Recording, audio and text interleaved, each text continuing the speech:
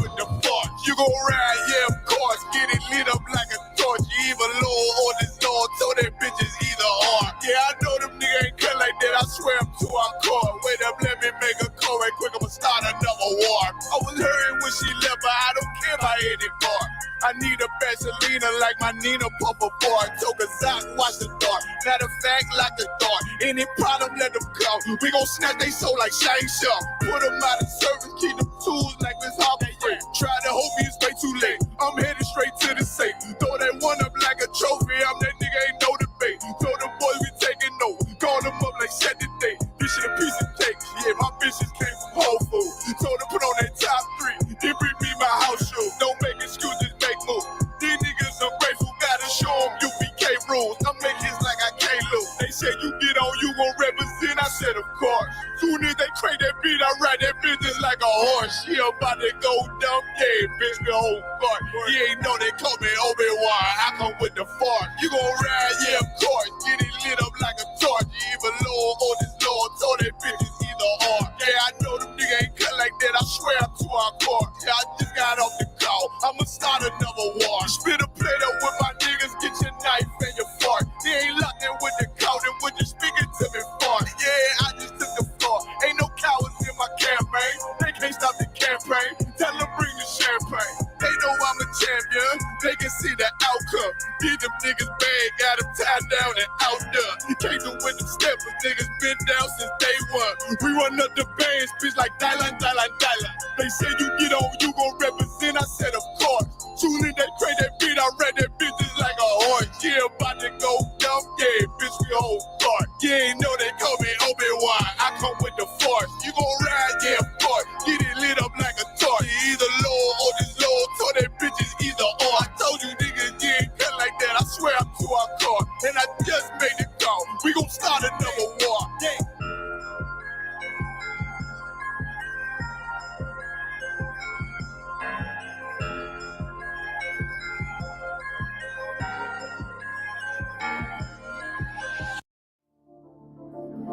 Buckroll.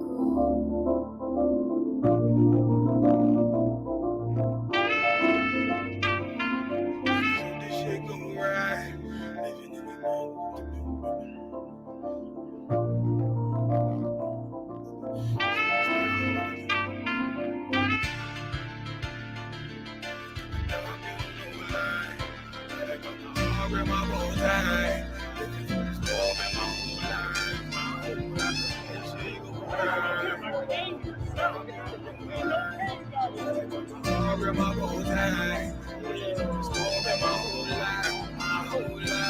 You'll never see another nigga like this. Used to have that white bitch popping on the night shift. Now I'm going westward, sharper than the ice pick. On you rappers' necks, and it's feeling like some vice grips. Yeah, that's light shit. Send my bro a kite quick. Ties of war, we ain't forget about you. Keep your light lit. Rappers can't see. Most of them scared to witness. Go on, close your eyes. There's one right here for the trenches. Bad bitches, natural hair or extensions. Hood niggas that'll probably grip like some dentures. Brothers on them fences. 23 and 1 out. Praying that that commissary hit before it run out. Bitches on the gram, dog filter with their tongue out. Couldn't stay home because they found the dugout. Closed casket, burner in the low jacket. My co-captain, riding on these whole rappers. My hoes fabulous. Now I don't mean that derogatory, but I'm a player and there's no my women riding for me. I avoided Maury. I got 2 jets. If I can't make it do for them, then I'm useless. Sit down that roof, Chris, with a couple bosses. After the war, just to count our losses. It's not many. You see a smile on my face, but I'm not friendly. Gun on my waist, sipping white Henny. I just hope this shit go right. Living in the dark, you don't know light. Gotta got my heart with my bow tie. Waiting on this war in my whole life. I just hope this shit go right. Living in the dark, you don't know light. Gotta got my heart with my bow tie. Living in this world in my whole life, my whole life. It's so melodic. When I be dropping this ebonics, this ghetto phonics, it got me on the level supersonic. My bomb atomic, and you know where you can find me. Somewhere probably folding this paper origami. My name is pure as the Sani. My wave is like a tsunami. I went from 0 to 100, feeling like Ricky Bobby. I made a deal with the Reaper. Got a couple wives, they some keepers. Talk a lot of shit, but you can't walk a mile in my sneakers. Bitches go to Miami, come home and change features. Now she got a BBL, her ass fatter. Trying to show up all them niggas that laughed at her. Now when they see her, they only wanna fuck her. They just wanna touch her. They don't wanna cuff her. They just wanna come and kick it with her like a punter. Turned her to a runner, now it's all aboard the train. Fenty on her face, but it's not concealing the pain. It's a shame. That's why I'm in the hood like some rap snacks. I know niggas kill you and your mama for a scat pack. Dark tech, matte black, they do it for half that. Had you like 90s Missy in a fucking trash bag. I'm from Philly, we don't do bank accounts, just cash app. I spit a verse and I just watch the time slow. This that guy flow, this that shit that rappers die for. This that uncut Tahoe Wall straight from Pablo. Escobar, I be at the bar like Moscato. They think it's effort, but no, this that block work. Make the countermeasures, take pleasures making an op hurt. Lion is in the sky, cause every verse is a concert. My mind work at speed y'all can't fathom. Listen to the words of a champion. You can't, the streets need another anthem. I just hope this shit go right. Living in the dark, you don't know lie. Gotta got my heart grip my bow tie. Waiting on the storm in my whole life. I just hope this shit go right. Living in the dark, you don't know lie. Gotta got my heart grip my bow tie. Living in the storm in my whole life. My whole life.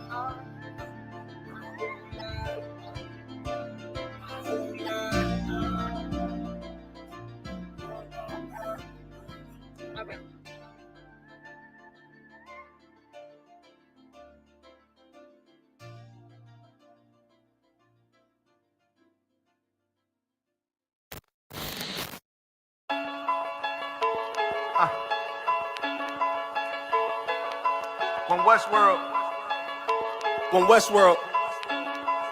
Let's get it. Don't be sure, tell them make sure. If not, we gon' make war. Clips say it hold 20, but I think it could take more. Grab a stick, fire on your camp, we gon' make s'mores.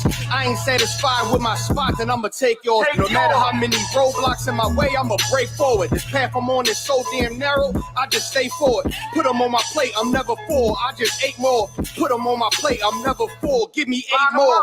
Nigga, I don't sugarcoat shit, bitch, I'm straightforward. Don't give a fuck if they don't let me in, I just break doors.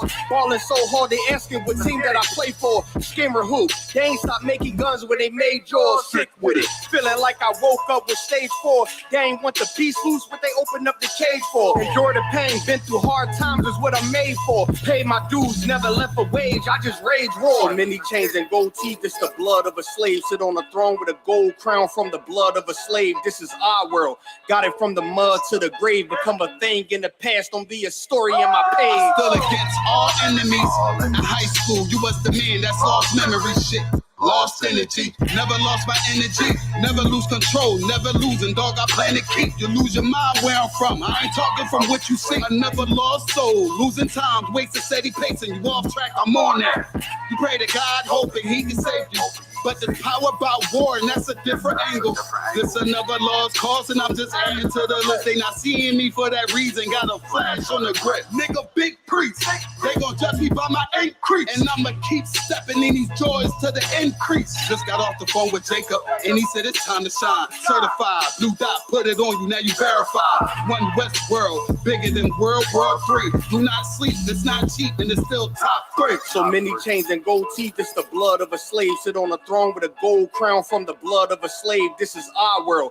Got it from the mud to the grave. Become a thing in the past, don't be a story in my page. Came on boats and then chains, so when I get rich, I'ma grab a boat and 10 chains with 12 ribs from each tribe. And each rib gonna have at least 3 kids. Yeah, I'ma have the deep squad. Been rapping since knee high. Now a nigga shack size. Spit that holy fire, when you hear it, you get baptized. One Westworld, yeah, you niggas know the logo. And I'ma bust it down so the haters see the globe glow. Let's have a feast, let's shine on our enemies. Right in their face, let's blind all our enemies. Cause now we have, but we come from half not. Throw that cash on the ground, my nigga, let's cast lots.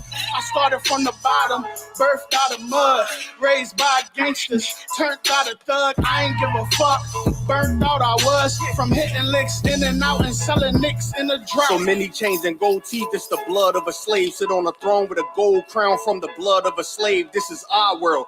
Got it from the mud to the grave. Become a thing in the past, don't be a story in my page.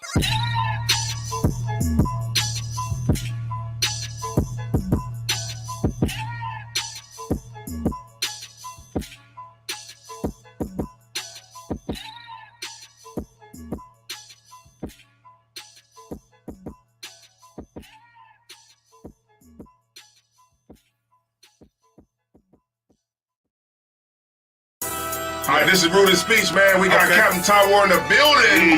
Yeah. Yeah, so Cap, man, let us know where you from. Yeah, I appreciate y'all having me, man, on Rudy's Speech, man. I'll break it down right quick, don't forget it. One West in my brain, one West in my heart, one West when I finish, one West when I start. Big shine. Big glow, I be gone till November, let my bitch know. I'm back by the winter, bubbling like Crisco. I need my pockets all swollen like a lymph node. Talking out the side of your neck, get you a slit throat. I stay broke, don't care if I got $1 million. Looking down on me, I put your brains on the ceiling. Fuck kicking down the door, we bout to demo the building. These fake cats all in these groups, I wonder who ya. Shoot ya off your pulpit, hallelujah. 4-pound gun youngin' down like it's a cougar. On my feet, combat boots, or is it Puma? Words spreading around about me, none of it rumor. All truth, very big facts, very large caliber on very small gaps. Compact pistols, ladders, and all that. About to throw the switch in the Nina for rapid fire. Got the 5.7 equipped with the magnifier. Boom shakalaka equipped with the rim rocker. We ain't really got beef, yeah, Ramak with a bin shot ya. The best rhymer, since Pac and Big Papa. Big llama, big juice, I'm Big Jamba. Quarter tank of gas, I ride like a big timer. No informer, no sweat, not inside of my conglomerate. Wreck like King Kong. No Asian pun me, no chink in armor. Remain calm through our pain that bring drama. Stay focused on things that bring karma. Took all pressure, applied and made diamonds. Stayed true, kept shit pure, my name honored. Paid all dues and debts and kept promise. Make sure you show respect, pay homage. That I'm one West bred, one West vetted, one West pumping through my blood, don't forget it. One West in my brain, one West in my heart, one West when I'm finished, one West when I start. I said I've been one West bred, one West vetted, one West pumping through my blood, don't forget it. One West in my brain, one West in my heart, one West when I'm finished, one West when I start. I'm the hottest on the market, don't make me start it. I'ma pull up in a Spider-Man and Peter Parker. I remember days was trapping out the apartment. Now one West ball put me up in a starship. About to fly the friendly skies in this bitch. Spit the truth on the corners, I lie a little bit. I'm a stand-up nigga, I die before I switch. Down, no we up, I'm cool with who I with. I'ma be war the king and stay dangerous. Hold down the biz and fam, remain blameless. Now rappers drippy with styles we made famous. First with studs and spikes in any city. Designing charge a stack for shit that can't fit me. Had friends on my coattail way before Jimmy. Funny how the general ain't even see a penny. Better show respect, get smoked like a chimney. Keep my name out your mouth, don't even think it. Send a real Smith at y'all, know Jada Pinkett. Both ball heads, my grain a $1.50. Lost my man to the game, that pain that stuck with me. Had to find a cheat code to the street though, cause the niggas getting fouled, shoot you like a free throw. Keep spitting acid like a Mino, and the nigga be the nicest with a mean flow. Try to ride my wave, you gon' need a speedboat. I'm hot like 100 degrees in a peacoat. Scarf in the sweater, I embark every letter. It's UPK, not a part, but together. Homie, I've been one West bred, one West vetted, one West pumping through my blood, don't forget it. One West in my brain, one West in my heart, one West when I'm finished, one West when I start. One West bred, one West vetted, one West pumping through my blood, don't forget it. One West in my brain, one West in my heart, one West when I'm finished, one West.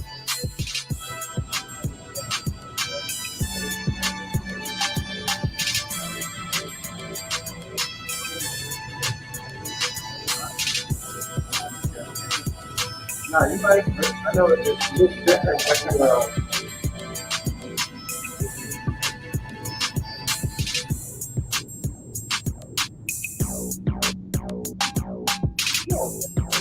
It might look different when Yeah.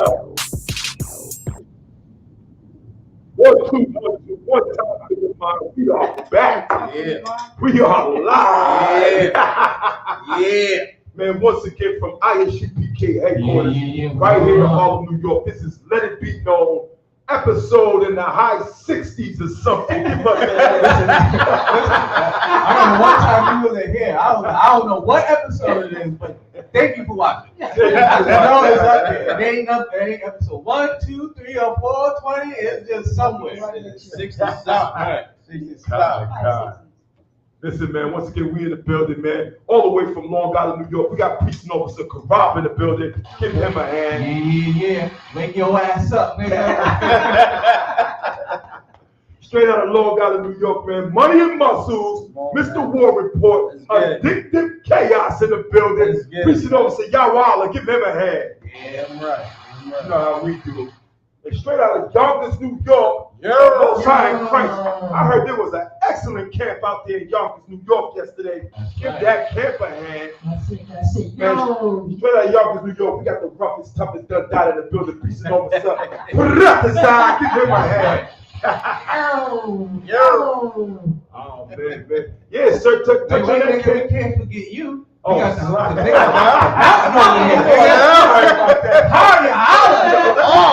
I'm out in the building. Listen, by next week, I'm gonna have a line for Harriala. I don't know where it's at. You know what I'm saying? The top is $100, top dollar. You know what I'm saying? The iron muscle, all the hustle. There you go, right there.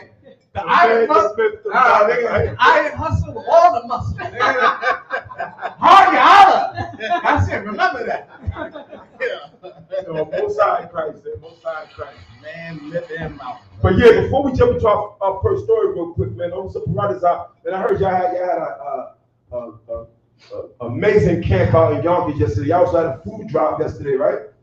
We had a beautiful food drive, you know what I'm saying? We blazed on Yonkers like we always do in One West. You know what I'm saying? Not only, you know what I'm saying, we speak the word of God, we also feed our community.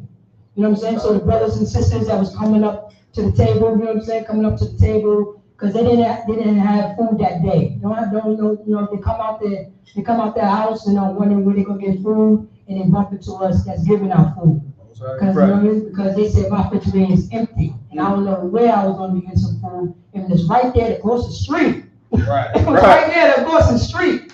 Right. You know what I'm saying? We gave them food more than they can handle. Listen, Can you carry it? That's our motto. Can you carry it? Carry it. Right. Most High in Christ. Get that ahead. Yeah, man. Listen, man. We got food drives. We got prison programs.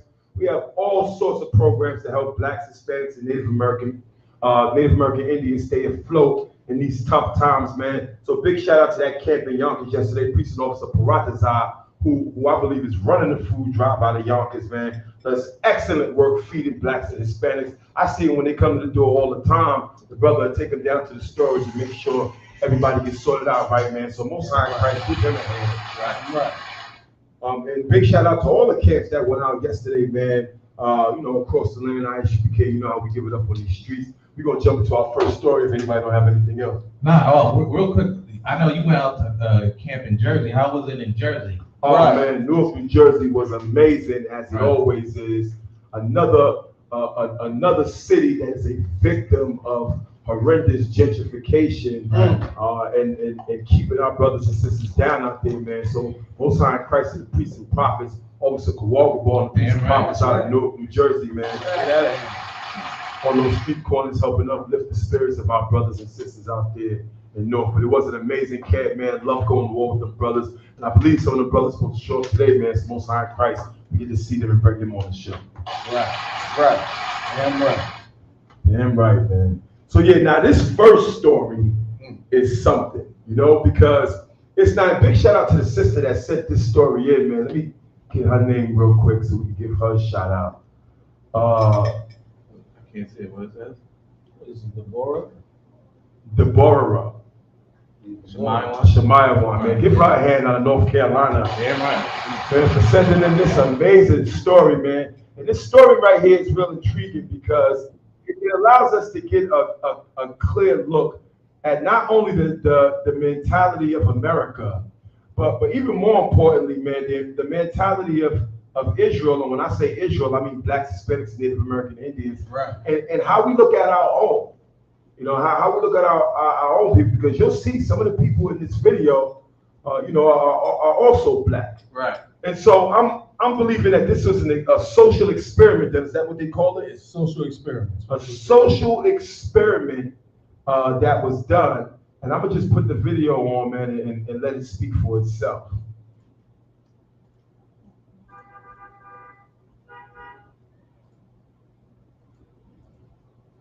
Racism no longer exists in America.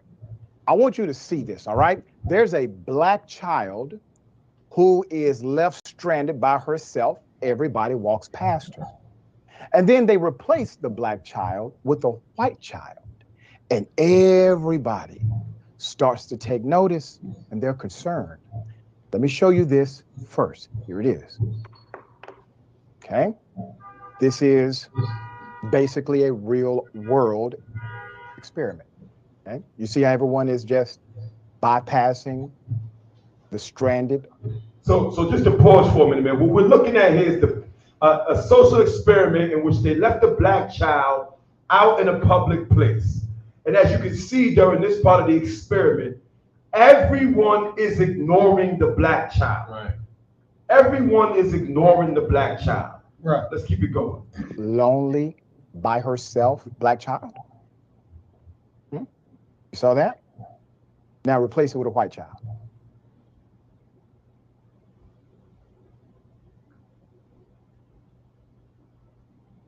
Okay, you see this? That's called concern. It's called care. That's called, I know. And what the reporters bring it out, man, is true. That is called concern. That is called caring. Right. It is called a lack of concern and a lack of caring for the black child, man. Also, this is a result of decades and decades of propaganda. Right. So for one, even in the justice system, they don't see our children as children.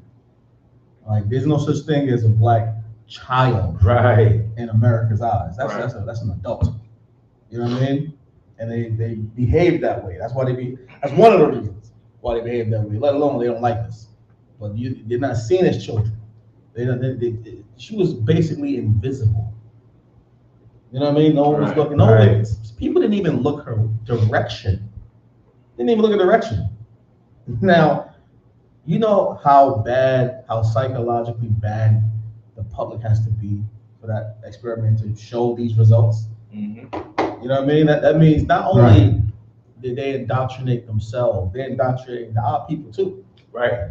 Whereas we don't show no concern for black children either. And that's a perfect microcosm of America. Right there. Right. Damn right, man. Give that a hand. That's why they call it an Amber Alert.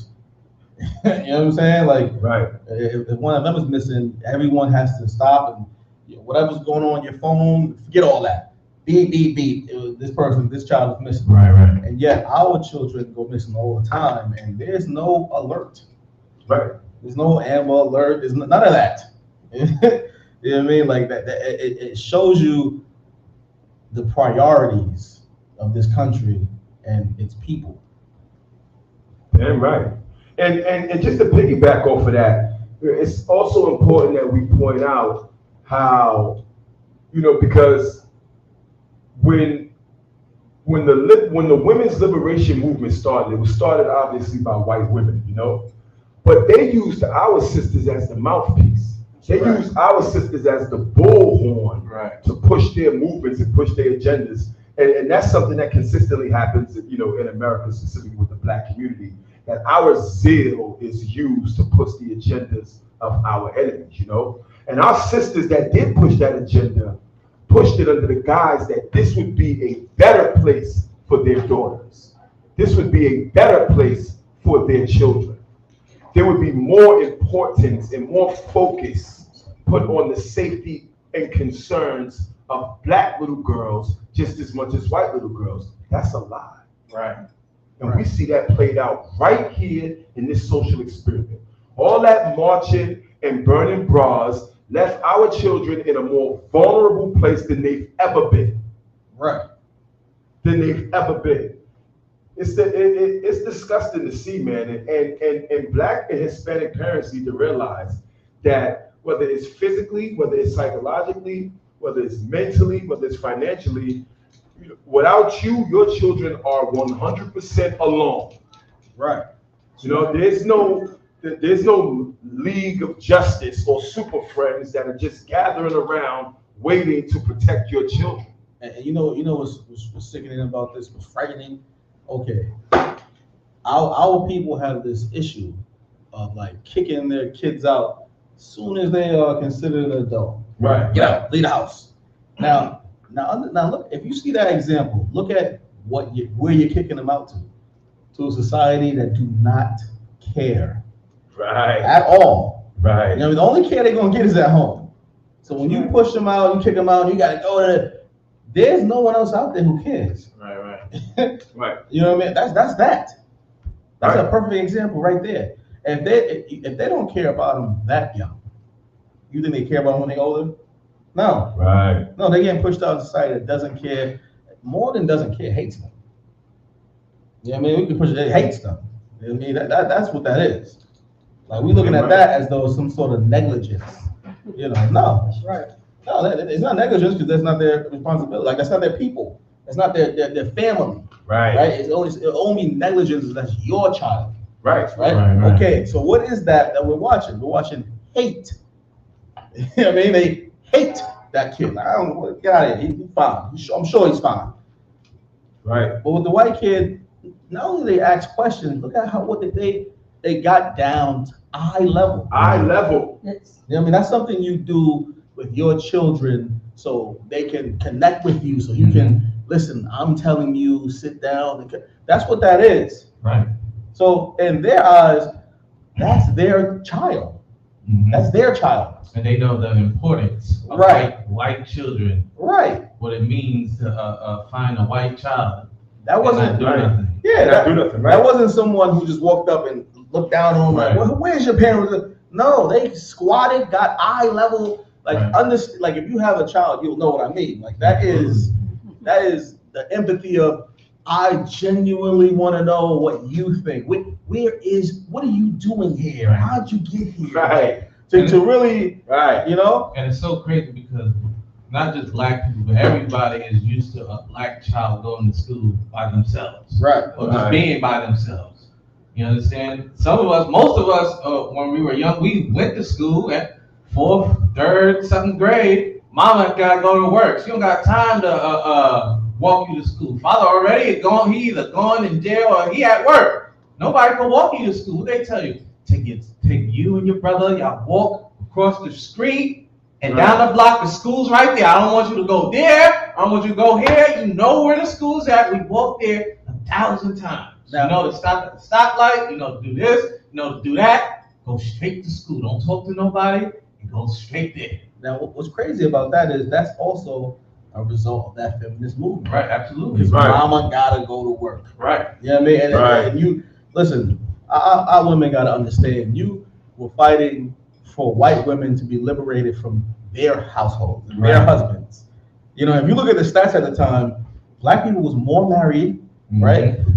It was single income households. The man household made the money, the woman didn't work, they didn't want to work, it wasn't a big deal. Right. You know what I mean? Because they fed you this false narrative, this in the magazines, cosmopolitan lifestyle of I'll go to work, make my own money, and do what I want to do, and you left your kids as a result. Your kids got to deal with that. Raza, you want to say something? Go ahead. Kind of what you were saying, so our body going west about that, you know what I'm saying, we get used to like sending our kids, you know what I'm saying, to school by themselves. And I remember that, you know, that was just standard. Right. But when I got older, I don't know if it was automatic or whatever, that none of my nieces and nephews, I took them to school all the time. I'm like, I drove them up until I think I spoiled them. Up until like, you know what I'm saying, up until like high school. I'm saying, yo, why you never went to school by yourself? And I know that I'm like, you know, I'm about to take it. Listen, even the fact that you said I spoiled them, that's a result of psychological warfare.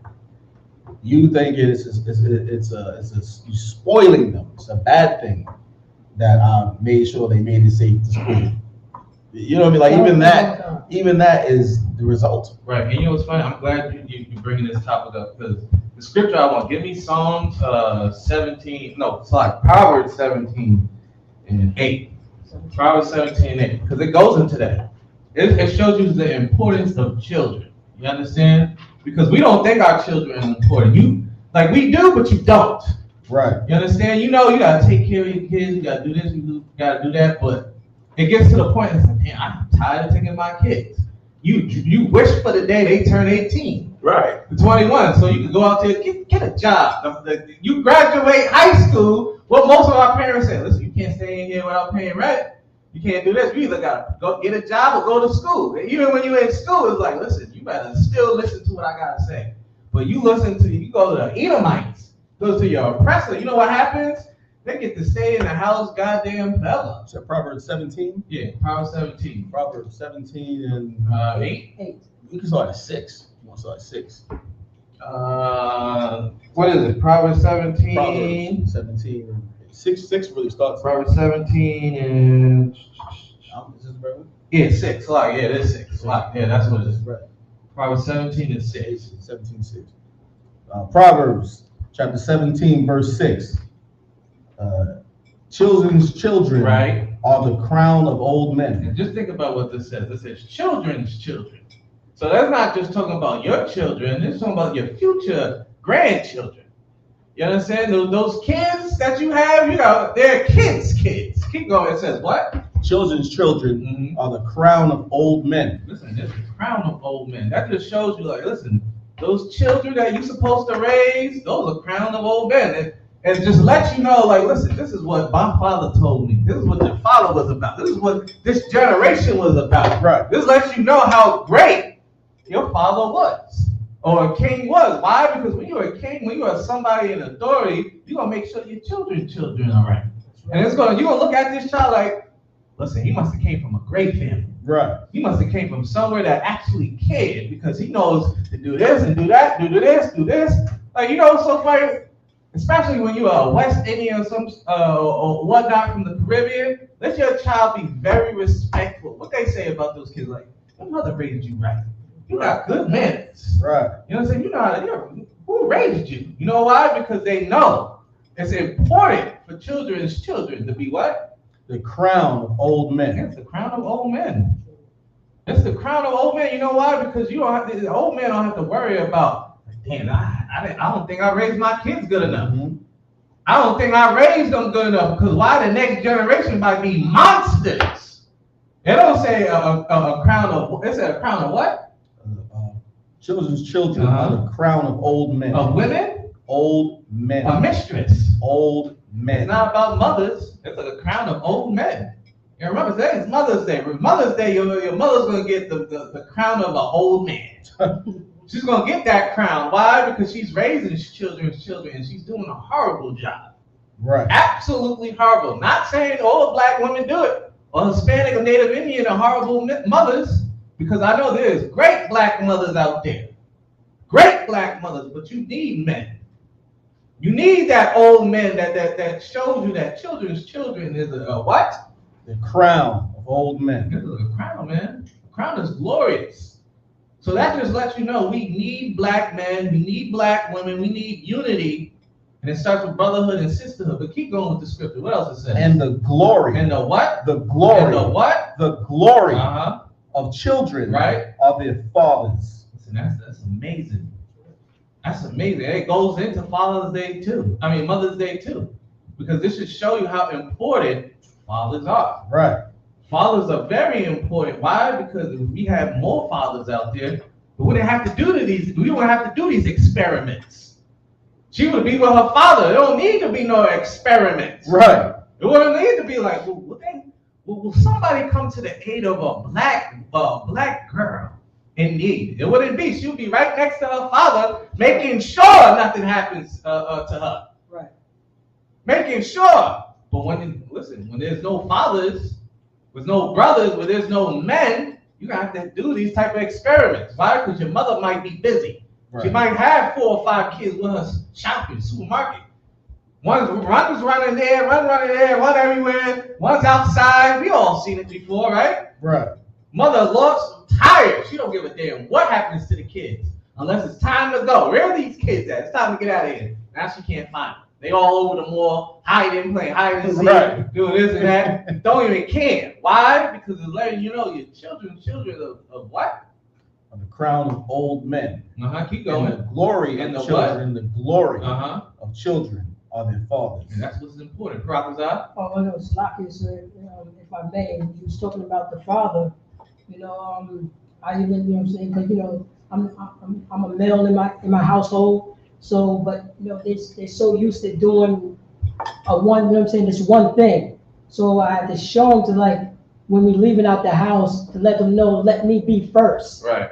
You know what I mean? Let me be first. If something happened, at least I'll be able to protect you. They don't think that way. They're just shooting on out the house. Then I just made it simple. I said, you rather me get punched in the face or you get punched in the face?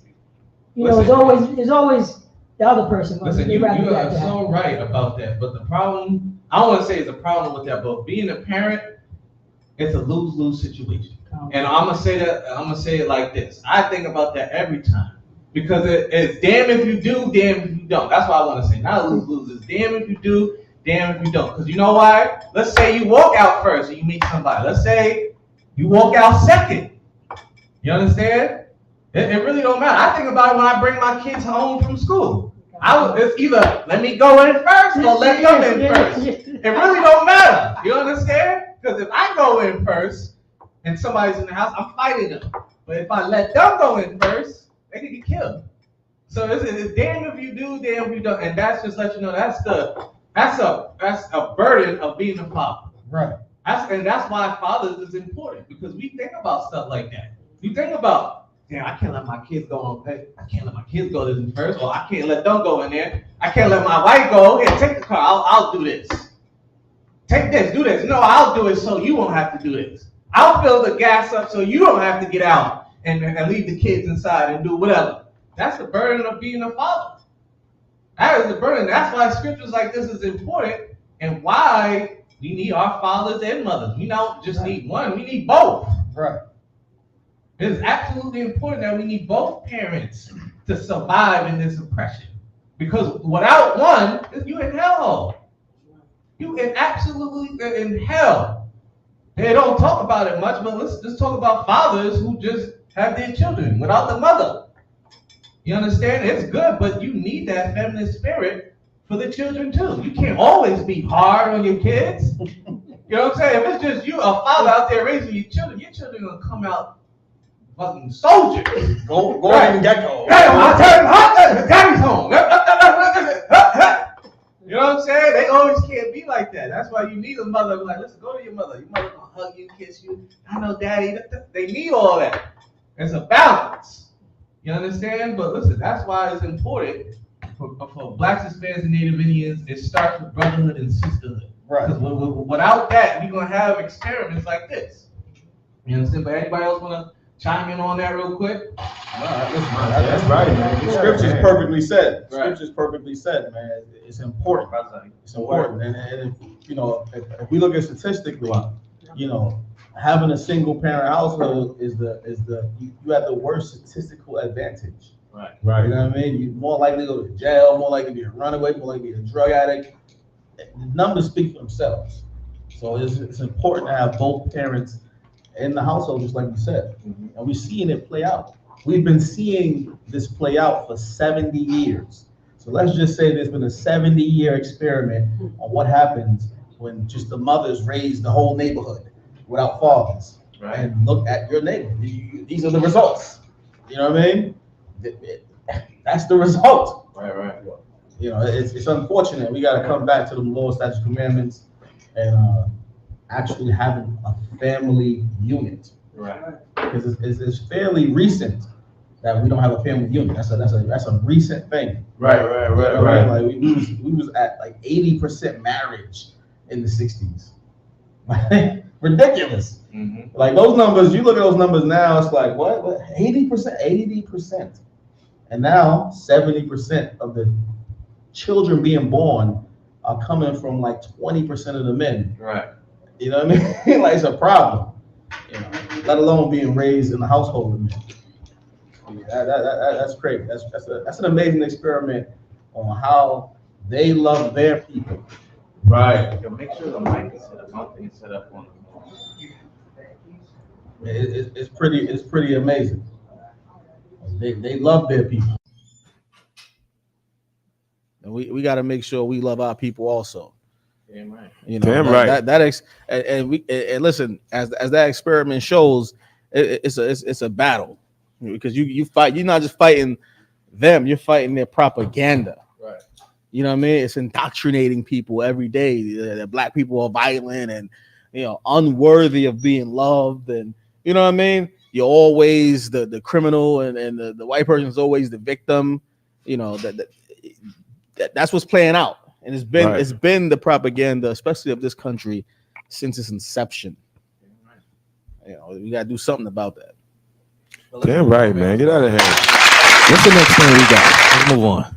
Well, I mean, so what we just basically watched was a social experiment, and we all gave how we felt about that particular social experiment.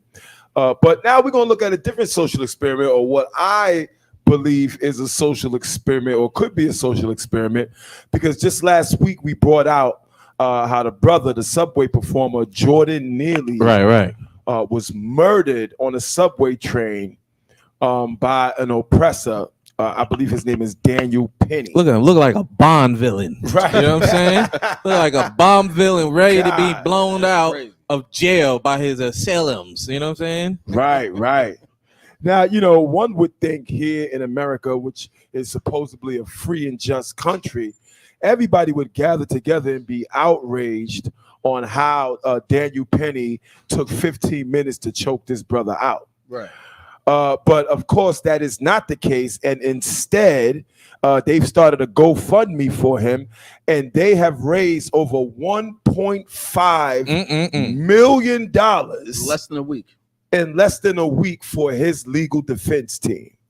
$1.5 million. Now understand, by the time the case happens and all this stuff, come on, they're gonna raise so much money, right? So he could beat this case, and everyone's involved. Listen, the Governor Santos, or the governor of like Florida, he's the one who told them, "Hey, donate here." Wow, you know what I mean? Because it's like a right wing type of GoFundMe. You know what I mean? Right. I forgot the name, but it's a different type of GoFundMe. He told them to donate here, so we could donate to this Good Samaritan. That's what he called them. He called him a Good Samaritan. A Good Samaritan. He choked this is a out, public official. He choked out a man. He choked the man out to death on a public train, and somehow that's a Good Samaritan. It's incredible. It's incredible. How is that supposed to be helping someone? You know what I'm saying? Right. How does that help? You killed him, but that just showed you. And that choice of words is important. You know what I mean? Because they're trying to paint him out to be the victim here. Now, here's the thing about the case people may not know: the brother who got choked out didn't physically attack anyone.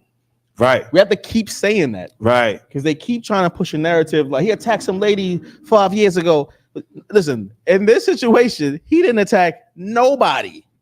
No one was attacked. The only person who attacked anyone was this devil choking him out. Right. He didn't attack no one. He was asking for food and water. You know what I mean? Wow. And this ex-Navy nutcase choked him out to death and is getting nothing but support for it. Nothing but support, man. Nothing but support. And, you know, the people who are supporting him wouldn't dare support, the burial or cremation for this brother who died. No. They would much rather support, the devil who murdered him. So just quickly getting into this. Before you go there, I've looked into this. So I have the numbers. The brother who died only raised $60,000 for his funeral. Damn. But the devil who killed him raised $1.5 million for his legal defense. Damn. And have governors telling, remember, the governor's from Florida. He's not even from New York. So he's telling Floridians to donate to this. Like, it has nothing to do with his state, nothing. Right. But that should tell you how they feel about their people. 100%. They're with their people, win, lose, or draw. Right. Right or wrong. So when are we going to be for our people, win, lose, or draw, right or wrong? We copy everything else the oppressor does, except their brotherhood. Right. And that got to be addressed at some point. They raised $1.5 million in legal fees. The case ain't even started yet. You have to understand that you understand how much money that is. That's like campaigning for like mayor or some shit. Right. You know what I'm saying? Like, understand that. Like, politicians wish they could raise $1.5 million in less than a week. You know what I mean? His legal defense is going to be ridiculous. They want to make sure he don't go to jail for this crime. And what does that tell the public? What are they trying to project? What are they saying with their actions and their wallets? They're saying that black brother was a criminal. Damn right. They're saying what this guy did was not a crime, right? That's what they're saying. They're saying he deserved to be free for killing you. For killing you. He murdered someone. Right. They're not afraid of white murderers. Right. They fantasize about killers and make movies about serial killers, calling them cute and all type of nonsense. This is the people you are dealing with. This is the people you are dealing with. This is their psychology. We just showed you they wouldn't even look at a young black child that's lost, but they will come down eye level to a white child. Everyone. Right. It was so many, they couldn't show you the whole video. Right. They had to keep making cuts because it was too many. As opposed to zero. Zero people in a busy metropolitan area even thought about the black child sitting in the same spot. Remember, the experiment is a mirror image. Black child has the same, it's fake. The black child, the same name, same everything, wearing the same type of shit, all that. Right. The only difference is one's black, one's white, and they're showing you how they treat their people. You know what I mean? Listen, at some point, we got to take this brotherhood serious. Right. You know, stop thinking like, oh, them crazy niggas, what are they talking about? We talking about your life. Right. We're talking about your existence. This is what's happening. This is news. We letting it be known. This is how they see you. You know what I mean? Like, it's not just him. He ain't special in a way that he did something. That's how they see you. Right. Right. And our people, I'm sorry, go on a tangent, but our people got to understand that. They got to get it through their head. They can raise $1.5 million in less than a week for legal defense. That's just going to get eaten up by lawyers and attorneys. They're gonna comb case law so he can get off. It's a serious matter here. No, what the officer's bringing out is heavy, man, because that's exactly what is happening, and that is exactly how the criminal justice system works in this country. You know, in fact, can I get a scripture, Zechariah 11:5? Let me get Zechariah 11:5 because one thing we need to understand, it's not enough that they just kill you. Just killing you is not enough. You know, our presidents have to do it and be righteous in doing it. They have to do it and have society as a whole deem them as righteous and deem it as justice and deem themselves as heroes, and your death just being the result of you being an ignorant and violent and aggressive black man, and you deserve nothing but death. What you got? Zechariah chapter 7, verse 5. 11:5. Oh, 11:5. Slakia. I got it. Zechariah chapter 11, verse 5. So the bottom. Who possesses, slay them. Who possesses what? Slay them. Who possesses what? Slay them. They slay us. They slay us, whether it be in a traffic stop or whether it be on a train. Right. They slay us. Right. They slay us. But it's not just enough for them to slay us. Keep going. And hold themselves not guilty. Say it again. And hold themselves not guilty. Say it again. And hold themselves not guilty. It's not enough that they just slay us. They must hold themselves not guilty. They must celebrate Thanksgiving because it allows them to hold themselves not guilty for the slaughter of the Native American Indians. Right. They must get him off of these criminal charges because it allows them to hold themselves not guilty for the slaying of our people. This is the beast that we up under. Right. And Slaki, you could drop that sir, the water. Just to get a little bit more on the story. It says the fundraiser for Daniel Penny, a white former Marine who was charged on Friday with second-degree manslaughter in the death of Neely, who was black, is on Give, Send, Go. And what the officer was bringing out is that Give, Send, Go is the right-wing version of GoFundMe. Of GoFundMe. Right. Okay. Because GoFundMe will not allow you to do get certain funds for certain issues. Right. GoFundMe has a little more ethics. They'll say, listen, no. We're not gonna have you raise all this money for a killer. You know Right. what I'm saying? Right. But this company, Give Send Go, yeah, we would. Right. Now let's read a little bit about this Give Send Go. The Christian fundraising website. One more time. The Christian fundraising website. The KKK is what? The Christian fundraising website. The alt-right is what? The Christian fundraising website. Come on now. Come on, man. Come on. I think people forget that the KKK is Christians. Right. They burn crosses on your lawn. Right. Like you thinking you safe. You know what I mean? You believe the nonsense that they're talking. This Christian fundraising site, they're a Christian fundraising site raising funds for a murderer. Raising funds for a murderer. Just have that in your mind.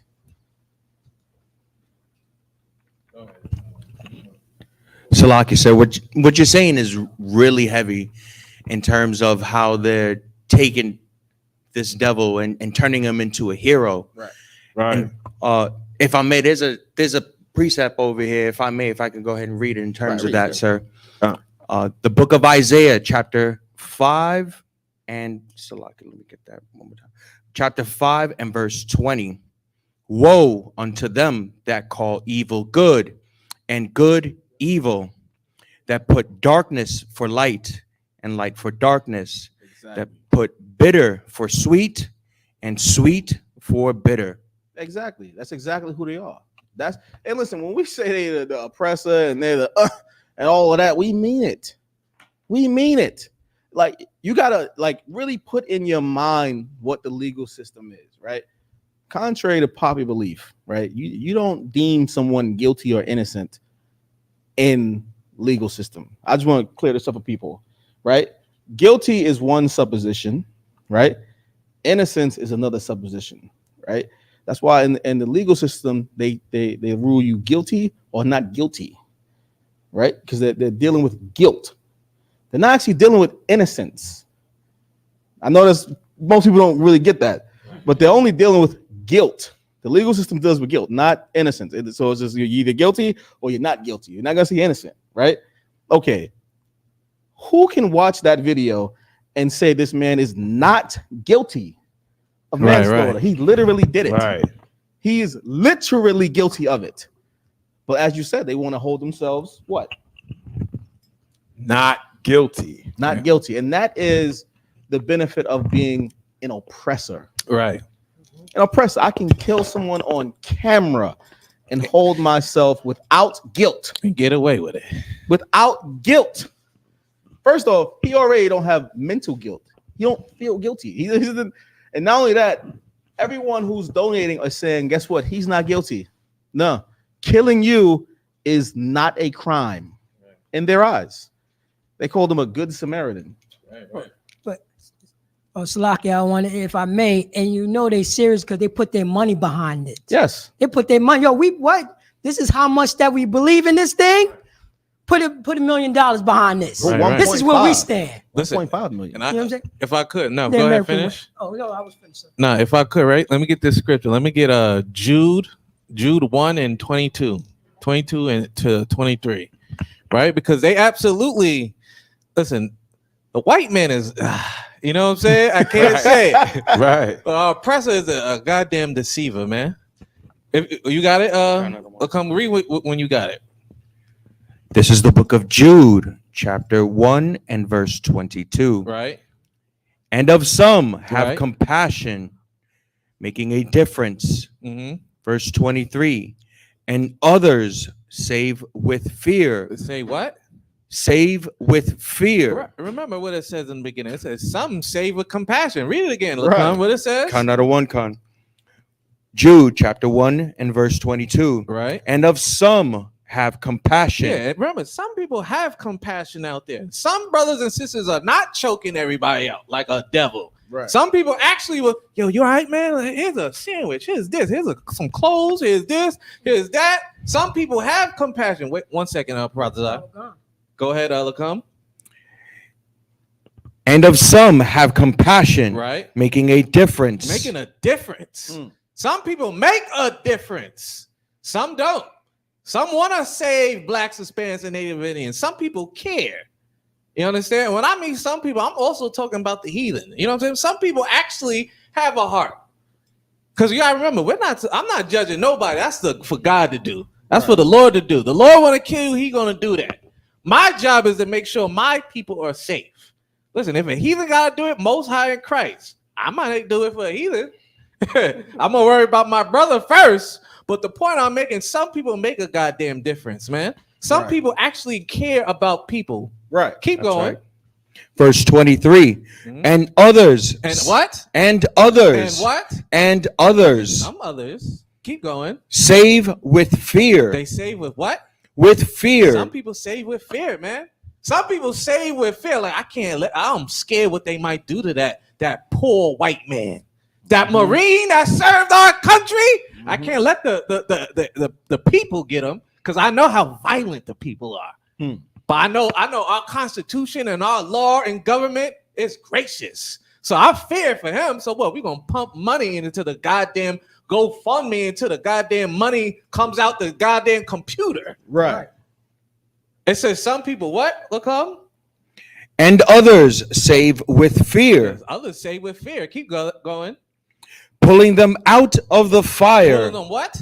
Out of the fire. Pulling him out of the what? Out of the fire. I'm pulling him out the fire. I'm pulling him out of danger, man. Because you know that white man's in danger. You know he's in fire. Fire is on his ass right now. Why? Because everybody he got to be charged. He choked the innocent man that was poor on the subway for 15 minutes. But others, remember, say what? They save because of what? Look at them. Others save with fear. Because they're fearful for him. So they got to save him out the fire. I got to save him out the fire. That's what our oppressor says for his loved ones. We got to save him out the fire. Got to. Keep going, Lacombe. Pulling them out of the fire. Right. Hating even the garment spotted by the flesh. Now, read that again. It says what? And others save with fear, pulling them out of the fire, right? Hating even the garment spotted by the flesh. Listen, and that's so heavy, man. They don't love people who have spotted garments, man. They don't love people who look like that brother that got choked out. They wouldn't want that white man to look like him. They don't want him to be in ruins. Why? So we gotta make sure his garment doesn't have spots of flesh, man. If I may say, it's so ironic how the scripture says, hating even the garment spotted by the flesh, meaning he has holy clothes on. Right. You know what I mean? Like they hate him because he's poor. Look, that brother was asking for food and water. First of all, when the last time you heard somebody ask you for water? Right. You know how down you have to be to where I need a drink. I need a drink. Right. He's asking for food and water, and they hate even the flesh they see spotted, and he have holes in his garment. Yeah. They hate that. And that's how you know our oppressors like that. Because they see somebody with pants of hole and shirt, and it's like, don't touch me. Get off me. How dare you? Why don't you get a job? Why don't you do this? Why don't you do this? Why are you bothering me for water?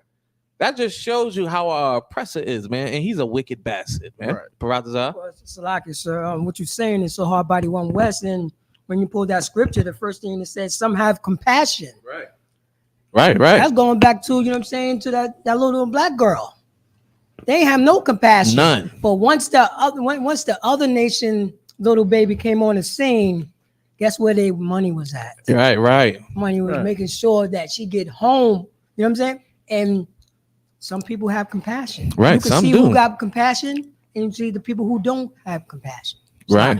Well, absolutely, man. And that is why your oppressor is the goddamn devil, man. He's gonna make sure even the richest man of riches is saved. Right. Even the poorest of poor of his man, or even the average man of his people get saved. And what he does, he pumps money into his goddamn bank account.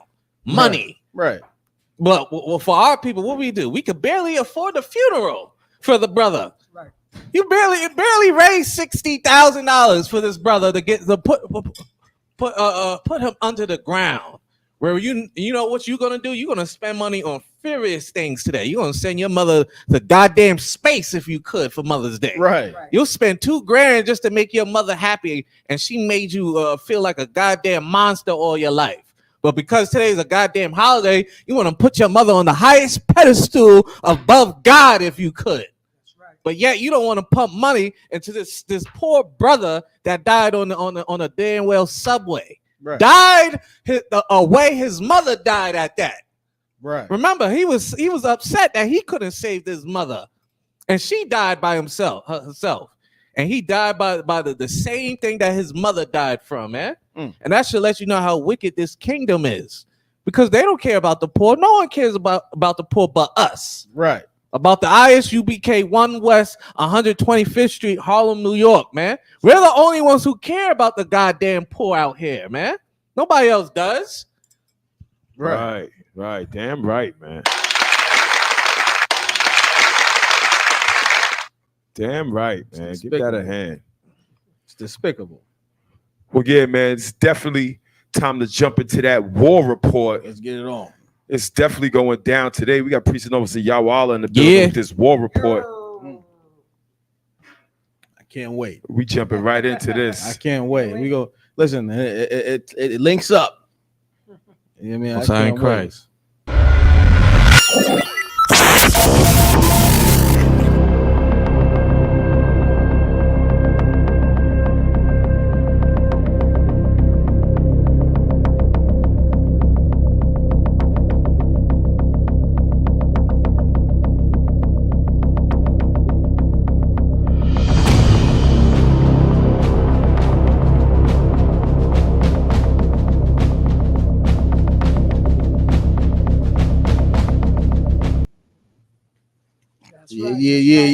Yeah.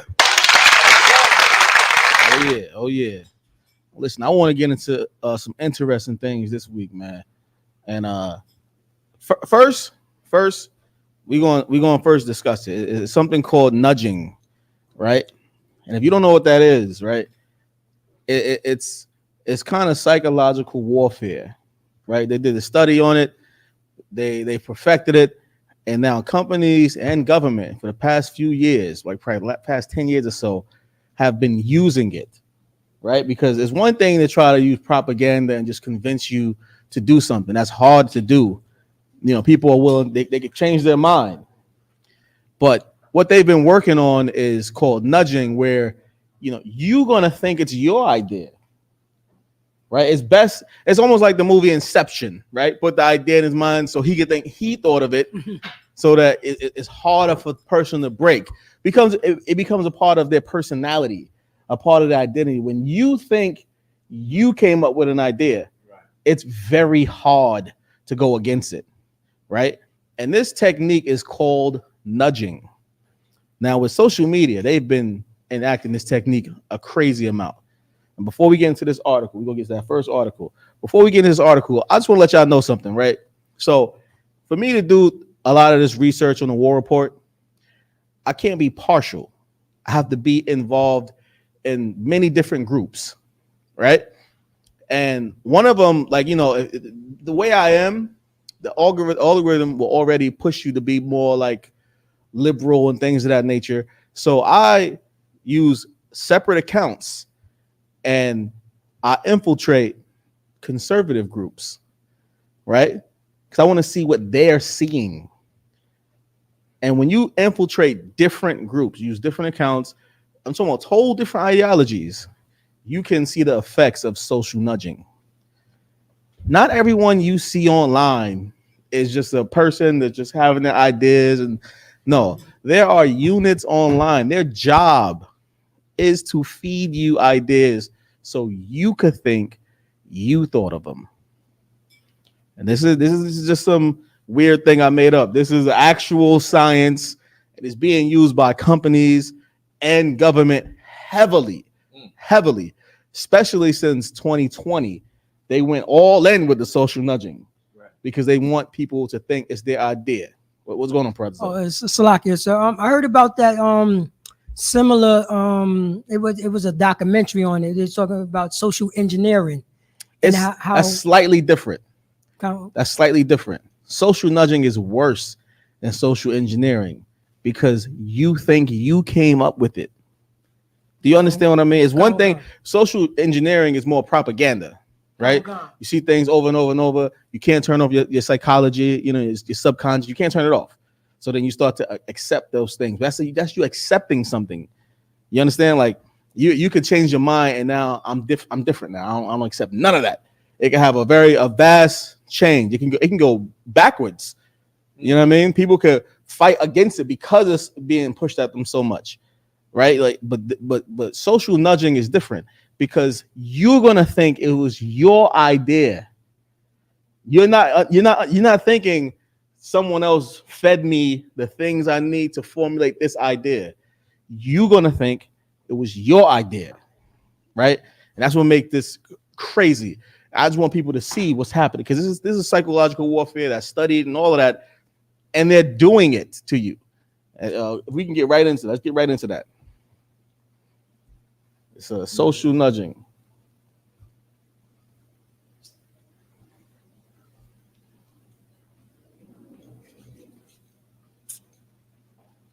The shadow nudge units. The shadow nudge units working online to manipulate you from afar. Yeah, that. Now we all had conspiracy theories like there's people are bots and things of that. These people are not even bots. These aren't the program bots. These are people, and their job is to make you think you came up with these certain ideas. They feed you lines and narratives and things of that nature, to whereas you'll come up with the idea that they wanted you to come up with.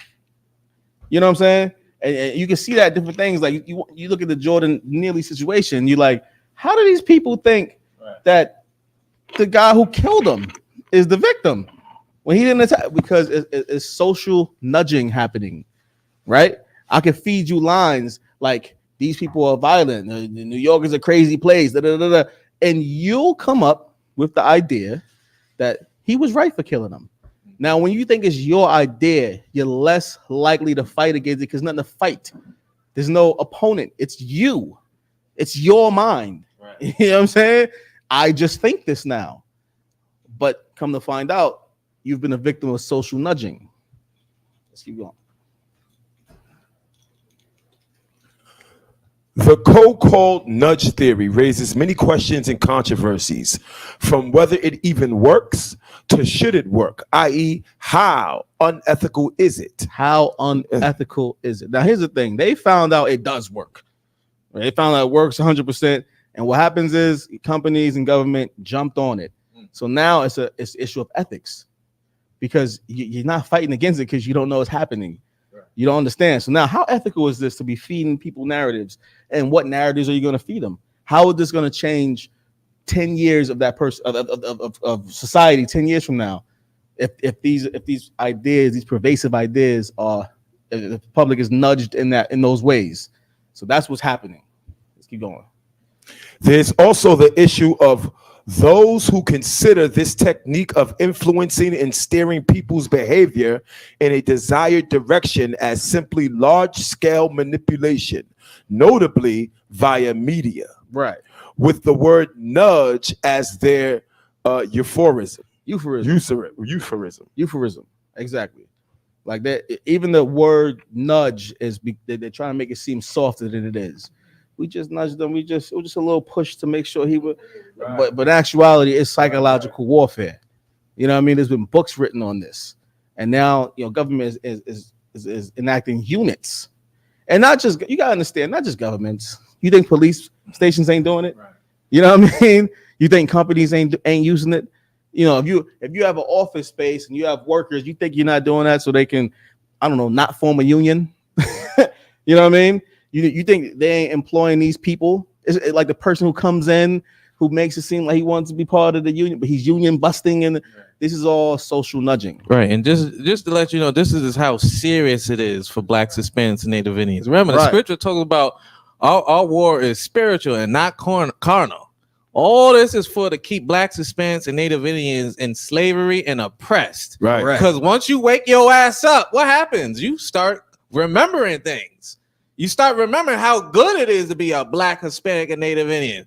about brotherhood and sisterhood, unity. How good it is to only shop at your stores and your hospitals and your black businesses. You start waking up. And like I always say, once you get together with your people and everything's figured out, you always gonna come to who the hell we gonna serve? Right. What religion or what God are we gonna serve?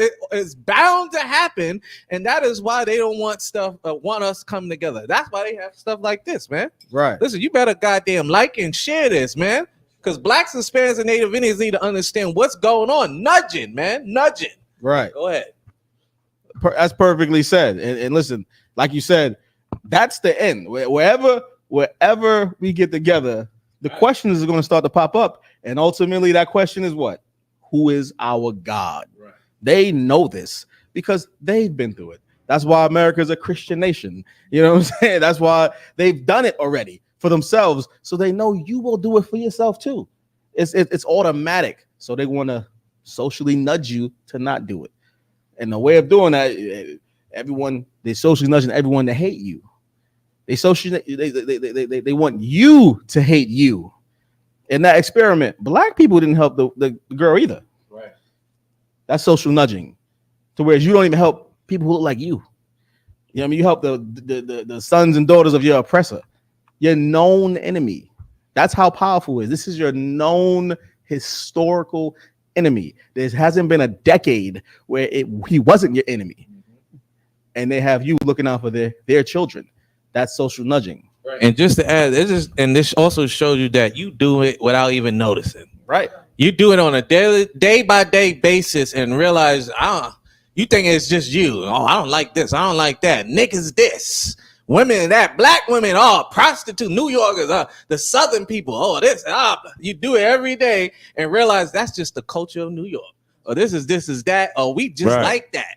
Not realizing the devil in your goddamn ear telling you to be like this when what he's doing with his people, they out in Bermuda with boats and this, making sure they don't ever have to go through nudging. Right. Look who owns all your hip hop news channels, all your hip hop internet channels, all the social channels that show you nothing but drama and all this is social nudging. You don't even run them. Why would the oppressor need to be involved in black drama, black male and female drama, social nudging? And the funny thing is, even if you do own it, right, you end up giving it up. Why? Because they end up nudging you to give it up. Right. Like, you can't handle this when it gets old. Like, this ain't gonna be a $12 million business. Might as well sell it. It might as well sell it now. Here's $5 million. Right. I know you've never seen this much. It's $5 million. Give me all the rights, this and this. Let me take this off your hands. You won't be able to handle it. It's just you and who else? 5 other people. Once you do that, you're like, you're right. I can't handle it. It took me long to get here. Sell it, and what happens? He turns it into a $200 million business. Right. He tell you to only worry about you and your family. Right. Meanwhile, he's worrying about his whole nation. Let's keep going. Because it gets interesting. What's undeniable is that elites, academics, and governments around the world are trying to use it. They're what? Trying to use it. Who's trying to use it? Elites, academics, and governments around the world are trying to use it and are certainly hoping it does work. It works. Keep going. Researchers and psychosocial specialist John McGillon once penned an opinion piece looking into the history and known application of nudge theory over time, explaining that the goal of effectively forcing people to behave a certain way without resorting to outright coercion is the basic goal and principle of such schemes. Exactly. Like it is. Listen, it is a known thing among who? The elites, government, and media. They know it works. And just to pivot just a little bit. Now you start to understand why you're seeing what you're seeing. Right. They tell you your voice don't matter, right? But they know it all matters. They know how social nudging works. That's why slowly everything's socially becoming rainbow and socially becoming more violent, and because they know it works. You know what I mean? They know social nudging works. So whereas you're gonna think it was your idea, you thinking No, you know what? I'm just more liberal than you was 20 years ago. You're gonna think the world's just changing. Is it just changing, or is it being changed? And this is social nudging. This is happening. Like you online and you live your existence, just living it, right? You're not living it with intention. But that's not the case for everybody. Government is not a person. The media is not a person. You know what I mean? These elites have groups, like they are purposefully doing things, right? They're not just living life normally. That's not what a government does. They govern, they rule, you know what I mean? And they're purposely doing this stuff. And listen, did the research. People actually penning papers on it. Let's keep going. Specifically, Galion is interested in how all this plays out once governments get involved and in the lines between a push and shove nudge in that scenario. After all, using this technique to bring about certain kinds of compliance rings differently in the world of politics than it does in, say, advertising. Right. They're trying. It's not just I want you to buy this thing. I want you to think this way. You know what I'm saying? It's more than simple propaganda of advertising and things of that nature. It's a very different technique because you don't know what's happening. Keep going. As far as the author is concerned, initiatives proceeding from nudge are indeed being used by governments to manipulate the population. And making the entire controversy even more troubling is the fact that this is true of what we know as democracies, such as the US and the UK. Where? Such as the US and the UK. It's not a mistake. The US, the UK holds the same values. They have the same issues. They have the same level of liberatism. You know what I mean? It's not a mistake that they're both pushing gay, you know what I mean, or homosexual agendas. Yeah. This isn't a global thing. They're not doing this in Rwanda. You know what I mean? They're not doing this in the Sudan. They're not doing this. It's specifically in these countries where they're doing social nudging, and it's on purpose. And they have teams of people who do it. This is psychological warfare. And we always speak about psychological warfare, but I want to pull proof of psychological warfare. Like now you know there's psychological warfare being done on you. Here's the proof. Right. Now you can put a name on it now. It's social nudging. You keep seeing this. You keep seeing this type of thing happen in all different companies. Social nudging. Listen, share this, man. Share this. Let everybody know about social nudging, man. It's important. You want to say something real quick? Sir, if I may. Car salesmen also use social nudging. I used to be a car salesman. I worked for Ford. If y'all don't know, of course I don't know. I worked for Ford, and it was definitely social nudging, 100%. It's the whole industry is based on social nudging. Keep going. They would use the ratings that are on the signs on the new cars and stuff like that.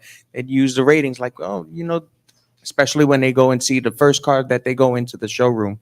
They see that first car. Oh, this car has a 5-star collision rating, 38 miles to the gallon, hybrid, all of that stuff. And you found the right car right there in your first try. I'll tell you one even deeper.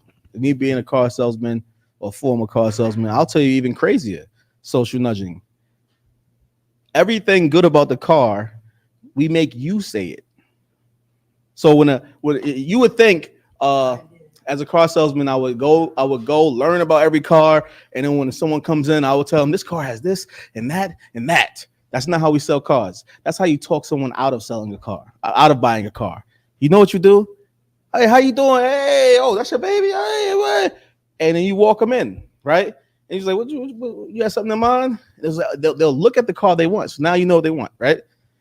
And you don't talk. I know it sounds crazy, but when you don't speak, people fill in the gaps. See how awkward that silence was? People don't like awkward silence. So they'll fill in the gaps. And since we're already in the setting of a car, they're going to fill in the gaps with what the issue is, cars. So I'll pull them to the car and they'll say, does this car has this? Yes. Yeah, it got that. Da-da-da. I didn't assume what they wanted. They'll tell you what they want, and then you zoom in on what they're saying. You know what I mean? By the end of the day, they're gonna think this nigga was the most intuitive salesman. It felt like home. Meanwhile, I haven't been saying anything. They've been talking, but social nudging, they don't realize it's them. I'm making sure I don't say nothing wrong by not saying anything at all, because you're gonna tell me what you're looking for. You're gonna tell me what you like. My job is to make it awkward so you can fill in the gaps. That's how we sold cars, by not selling cars. I know that sounds crazy. Also, little things like never saying no for anything at all. You never say no. You know, even if the thing is no, you never say no. It should. No, I listen. Did this car have a radio? I believe so. Right. I believe so. I believe so. Now listen, what the officers bringing out is so heavy, man. The officers bringing out is so heavy, man. Right. Listen, I want to get to the last part just to show y'all that this is a real thing. I'm not making this up. No. The Nobel Peace Prize. You know what I mean? The Nobel Prize. This recognition of go up a little bit. So yeah, right there. Those behind the theory. Yeah. Those behind the theory are not laboring in the shadows either. U.S. economist Richard Thaler, along with Cass R. Sunstein. I'll let you use your imagination on who he is. Co-authored the book Nudge: Improving Decisions About Health, Wealth, and Happiness, and is a Nobel laureate. This recognition of Thaler's work came in 2017 in the form of the Nobel Memorial Prize in Economic Sciences. That is how pervasive social nudging is. It won a Nobel Prize. That's how much it works. Right. That's how important. It won a Nobel Prize. He didn't solve hunger. He didn't peace in the Middle East. No. Exactly, right? It won a Nobel Prize. Say that again. They probably nudged the Nobel board into giving them that prize. Right. And that is how important it is, because it is everything. It is the decision making of everything. It could be transformed into any industry. Like, this is what's happening. Listen, people are going to school for this. You didn't know that was a course, did you? No. People are becoming experts at this while you just laughing at memes online. Right. And they hide it by unique names. Psychology engineering. Yeah, you know what I'm saying? You be like, what the hell is this? I don't want to do this. Well, your professor, your teacher tells you, you want to be the FBI, right? You want to do this? Do this. Exactly. Sign up for this. Social engineering. Be a psychologist. Here's a recent example of social nudging. Hey, you see these TV shows like Quantico? Like this new one called was it 9 something FBI, and this is social nudging. They want recruitment, right? You're gonna watch the show and you're gonna think that you want to join the FBI, you want to join the CIA. You're gonna think it's your decision, right? You gonna watch a show, you ain't gonna think did the show push me. No, you're gonna think I want to be. It's cool. I think I could do this. You think it's your decision? I could run up. I could jump a fence and catch a nigga, man. Yeah. They slow. I'm faster than that. Exactly. I'm smart. Listen, I think I might sign up for it. Where I go? You'll look at the training. Like, I think I can do that. Right. If I may, remember all those forensics TV shows? That is the cop forensic. It was a bunch of them. There was a bunch of 100%. That is social nudging. No doubt about that. I was watching them. I'm like, social nudging. If I was younger, I think I could have did that. You ask yourself this, right? Why would a black person join the NYPD or the LAPD when these industry these I would say corporations, they are known for beating up black people? Why would a person join an organization that has a history and is known. That's like a black person joining the KKK. Why? Why do you think he would do that? Social nudging. Because he's thinking, well, I'm not one of them. Meaning the other black people, I'm a different type of black person, right? Why does he believe that? Why does he believe he's not who he is?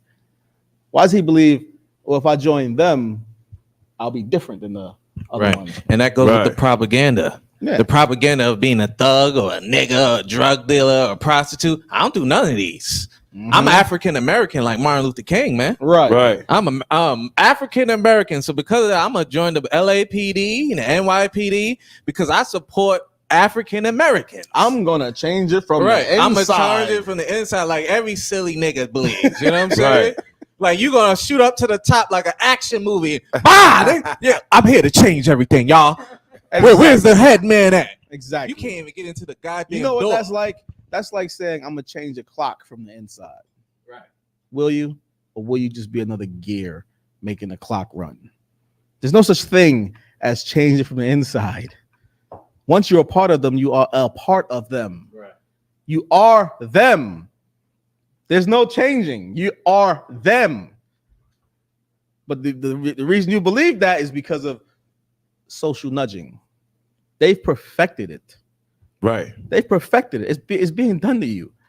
But you think it's your idea. Listen, I want to switch bases to go into something, another part of War Report. Mm-hmm. Something called pre-crime. Now we remember that from a Minority Report. Pre-crime, right? Yeah, like listen, man. Just think about what he says. Scary out there, nigga. He said pre-crime. Pre-crime. First of all, it's like an oxymoron. If it ain't a crime yet, it ain't a crime. Right. What do you mean pre-crime? This is what they're getting into. Pre-crime. And you have to understand now, put that together with social nudging. Right. Who is going to be guilty of pre-crime? Or matter of fact, who do you think is going to be guilty of pre-crime? Social nudging is why you believe that this person is going to be guilty of a crime before he commits it. Right. You know what I mean? You put these two together, it's dangerous for us because this is our oppressor putting this together. Right. Who you think they're going to use it on? Their children who they love and stand eye level with? And no, they're going to use it on the people they care nothing about, who they just walk past like that, like little girl. Right. Like she was a tree or a chair. And the thing about it, you care nothing about either because you ain't even stopped. It's so crazy. They didn't even show one person stop for that little girl. Not just one, not an old woman, not even a little child her age or a little bit older. Like, hey, how you okay? Not even one. Not one. None. That just shows you how oppressed and how deep we in. And it also shows you, like, you have to understand, you are seen as an object in America. You know what I'm saying? That's my worker. You're not seen as a person. Right. That's why no one stopped. Because would you stop for a chair?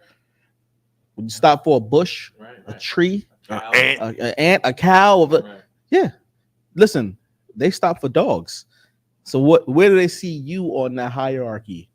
If they care about dogs, you are below a dog. You know what I mean? Let's get into that next article, that pre-crime article. It's important because this is the future. This is what's happening. These things are going to be done in tandem. They're not going to be done separately. No, it's all happening. Right. And this definitely should let you know, like what you talked about earlier, you got to be careful what you say on social media, man. It's getting to that point. Don't talk about I wish a nigga would. Mm-mm. That's pre-crime right there. That is pre-crime. They about to get you for saying, oh, really? Let's watch him. I wish a nigga did what? You know what's funny? Right. People lavish in the fact that they get blocked and in Facebook jail, and they're not understanding when this new thing drops. That's real jail you're about to be put into. You're gonna be flagged for pre-crime. You understand? You really have to watch yourself online. Like really, like ain't none of it. I'd rather you fight a nigga in person than argue with him online, because he ain't in front of you. You're gonna say some crazy shit to try to hurt him, and it's gonna get you in trouble. Well, Salakia, sir, and Salakia, sir, if I may, See, you just remind me of something that I saw online that I think it was. I'm like, yo, what's wrong with this? These people who go around pranking. Going around pranking, like, you know what I'm saying, would go to a, you know what I'm saying, like a neighborhood that's in, you know what I'm saying, Yonkers, right, and just like pick a fight out the blue. Right. Just pick a fight with a random person. Know that, you know what I mean, this person is from this neighborhood, but I'm going to start a fight with him. Then later on, I'm going to say, oh no, but meanwhile, he already pulled the gun out. He already assaulted you. Right, but it's a prank. You gotta understand the psychological effects of that, right? So they're doing it in your neighborhood because they don't consider you. They wouldn't do it in their neighborhoods because it's serious, right? Right. It's a shame. What are you doing? No, they don't. It's almost like you are safari. They walking through safari or some shit. Like they don't see you as a person. I know it's hard for us because we see ourselves as people. We're people, right? But you have to understand that they don't see you as a person. They don't see you as a person. Right. You are a means to an end. You're a worker ant. You know what I'm saying? You're right. like my wrench or my screwdriver. That's why they're so offended. That's why they're so offended about you, crying out in your oppression. What? Like imagine your cat rebelling against you. Like, no, I'm not. What? Right. You understand what I'm saying? They don't see. Imagine a cow saying, I'm not giving milk this week. What? What are you talking about? What are you talking about? We shouldn't have killed this guy. This guy deserves you to stop the train? They don't see you as people. And you know what's so crazy real quick? That's why they see us as predators and ravished beasts. So because just think about it. When their beloved dog gets rabies, like Old Yeller, what happens? You gotta put him down. You gotta put him down. He ain't doing what he was supposed to be doing. He ain't like how he was before. Right. You gotta put him down and do what? Get another Old Yeller. Get another dog. Get another one that will listen and continue the same thing that the other one was doing. That's how they see us. Right. You get out of rebellious. Something wrong with him. Put him down. Take him out back and blow him up. Blow his head off. Well, Shalakia, sir, if I may. No, he suffered from what was that disease? Dryptomania. He suffered from dryptomania. Give him some help. Yeah, that's exactly how it is. Until we understand that, you have to understand it. Like you're gonna keep marching and you're gonna keep talking about hashtags. You're gonna become numb to it. You know what I mean? Because they don't see you as people. Let's go into it because that's industry. Pre-crime is gonna be industry. You understand? Academics develop plot to scan social media. To what? Scan social media. Facebook, scan what? Scan social media. Instagram, what? Scan social Twitter, media. Twitter, what? Scan social media. YouTube. Scan social media. Keep going. Flag post with pre-crime machine learning. By the way, machine learning is how you teach AI. So just understand that there's a new AI being formed for pre-crime.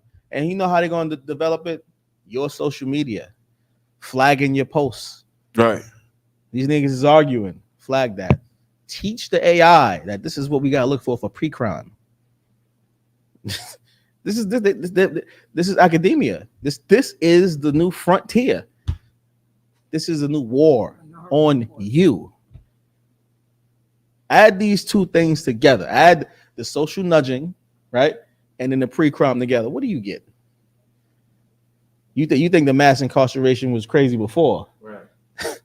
You get a second wave, a new wave. And look, you can't say, they're going to say, you can't say it's racist, it's AI. Right? Because you don't know how they train AI. That's how they train AI, machine learning. That's how they train it. So if we're training AI in a racist society that already says black people are criminals, thugs, what do you think the AI is going to learn? The AI is going to be the devil. Right. Exactly. Another devil in the metaverse, the webverse, or whatever. Exactly. It is. Let's keep going. Right. Keep going. Look at this. Researchers from 4 U.S. universities are floating the idea of employing machine learning in a pre-crime style in order to go through Instagram conversations and flag those the algorithms will be programmed to consider as risky. This is justified as a good way to protect young social media users from harassment and bullying, and advertised as a good balance between invading user privacy and protecting them by directly spying on their content. And that is how they're going to get away with doing it. Right. By saying, listen, we're trying to protect young users, right? Meanwhile, they're spying on your conversations. Right. For some reason, people think that they could talk to each other on social media, on someone else's platform, and no one knows about it. Right. You think you DM somebody? I said, no. You think you PM? There's a private message. Private to who? I even take it better. Incognito mode. Right. Oh, they got a white man with a glasses and a hat on. Like, ain't nobody seeing me now. I'm in incognito mode. The messages delete. The messages delete when they don't know I'm on this porn site. They don't know what I'm looking at. They know everything. You think if I send this message and the message delete afterwards, they don't. The picture goes away. They don't. No, it doesn't. Right. No, it doesn't. Listen, and that's why the scripture said you gotta be blameless, man. You gotta be absolutely blameless, because listen, anything in the dark is gonna always come out to the light, including the dark web. Right. Anything in the dark will come out in the light. They know what you're doing. Right. They know what you're saying, and they're flagging it for pre-crime, meaning, yeah, you ain't committed crime yet, but you know what? You might. You might. Let's flag this. Let's watch this person. Be real careful what you're saying. Right. Because this is an algorithm doing this, and this is machine learning. This is AI. This is not a person who knows context. And no, this sounds like crime. Right. This sounds like crime. You blew up the what? He blowing up bathrooms? That sounds like crime. This is a war on your front. This is a war on your front. This is what's happening, but under your nose. Right. You don't even listen. When the last time you read a research paper? When the last time you looked to see what's being studied in university? When the last time you searched the funding of studies? Never? Then you're not doing research. You're not doing research. You don't know this is happening under your nose. Keep going. Keep going. The big picture of this effort seems to be looking for a way to bypass Instagram owner Meta's intent to introduce end-to-end encryption as a way to protect privacy and safety of user data. They want to stop end-to-end encryption. Now, if you don't know what that is, right, it means encrypted on both ends. I know that sounds like you know what it is, but a little deeper than that, right? So when something is encrypted, right, when using Instagram, what have you, they don't have the key either. That's what you gotta understand. So if the police come to Instagram for something that was encrypted in the end, right, and they say, well, we need these files, you need to unencrypt them so we can see them, Instagram can't unencrypt them themselves because they don't have it either. Do you understand? Like that's why they don't like end-to-end encryption. You know, like Apple have been doing a lot of end-to-end encryption, meaning if you don't know this nigga password, you ain't getting the files. Right. And no one can help you because we don't even have the password. We don't have the shit's unencrypted. That's end-to-end encryption. They're trying to bypass that because you're foolish. Because you foolishly think I can talk to this person online and say this and that, and I'll message him. Only he should see it, right? You're comfortable. You're comfortable with platforms that you don't create. You don't know how they run. right? It's a black box to you. You just type in shit and shit pops up. You don't know where it's pulling from. You know what I mean? Right. If I ask you to explain the algorithm, you don't know. Right. You're not as smart as you think you are. And they are putting this war to you. So you have to get smart. And listen, you ain't gonna figure this shit out. You stop. That's what you gotta do. You gotta stop being crazy online. You gotta stop you gotta stop living online. That's the first way they're trying to get you. You know what I mean? Right. They're getting you by that. They're getting you that way. Listen, people be thinking like people saying shit on Telegram like Telegram is safe. Right. Meanwhile, they're getting all that shit from Telegram. All that shit.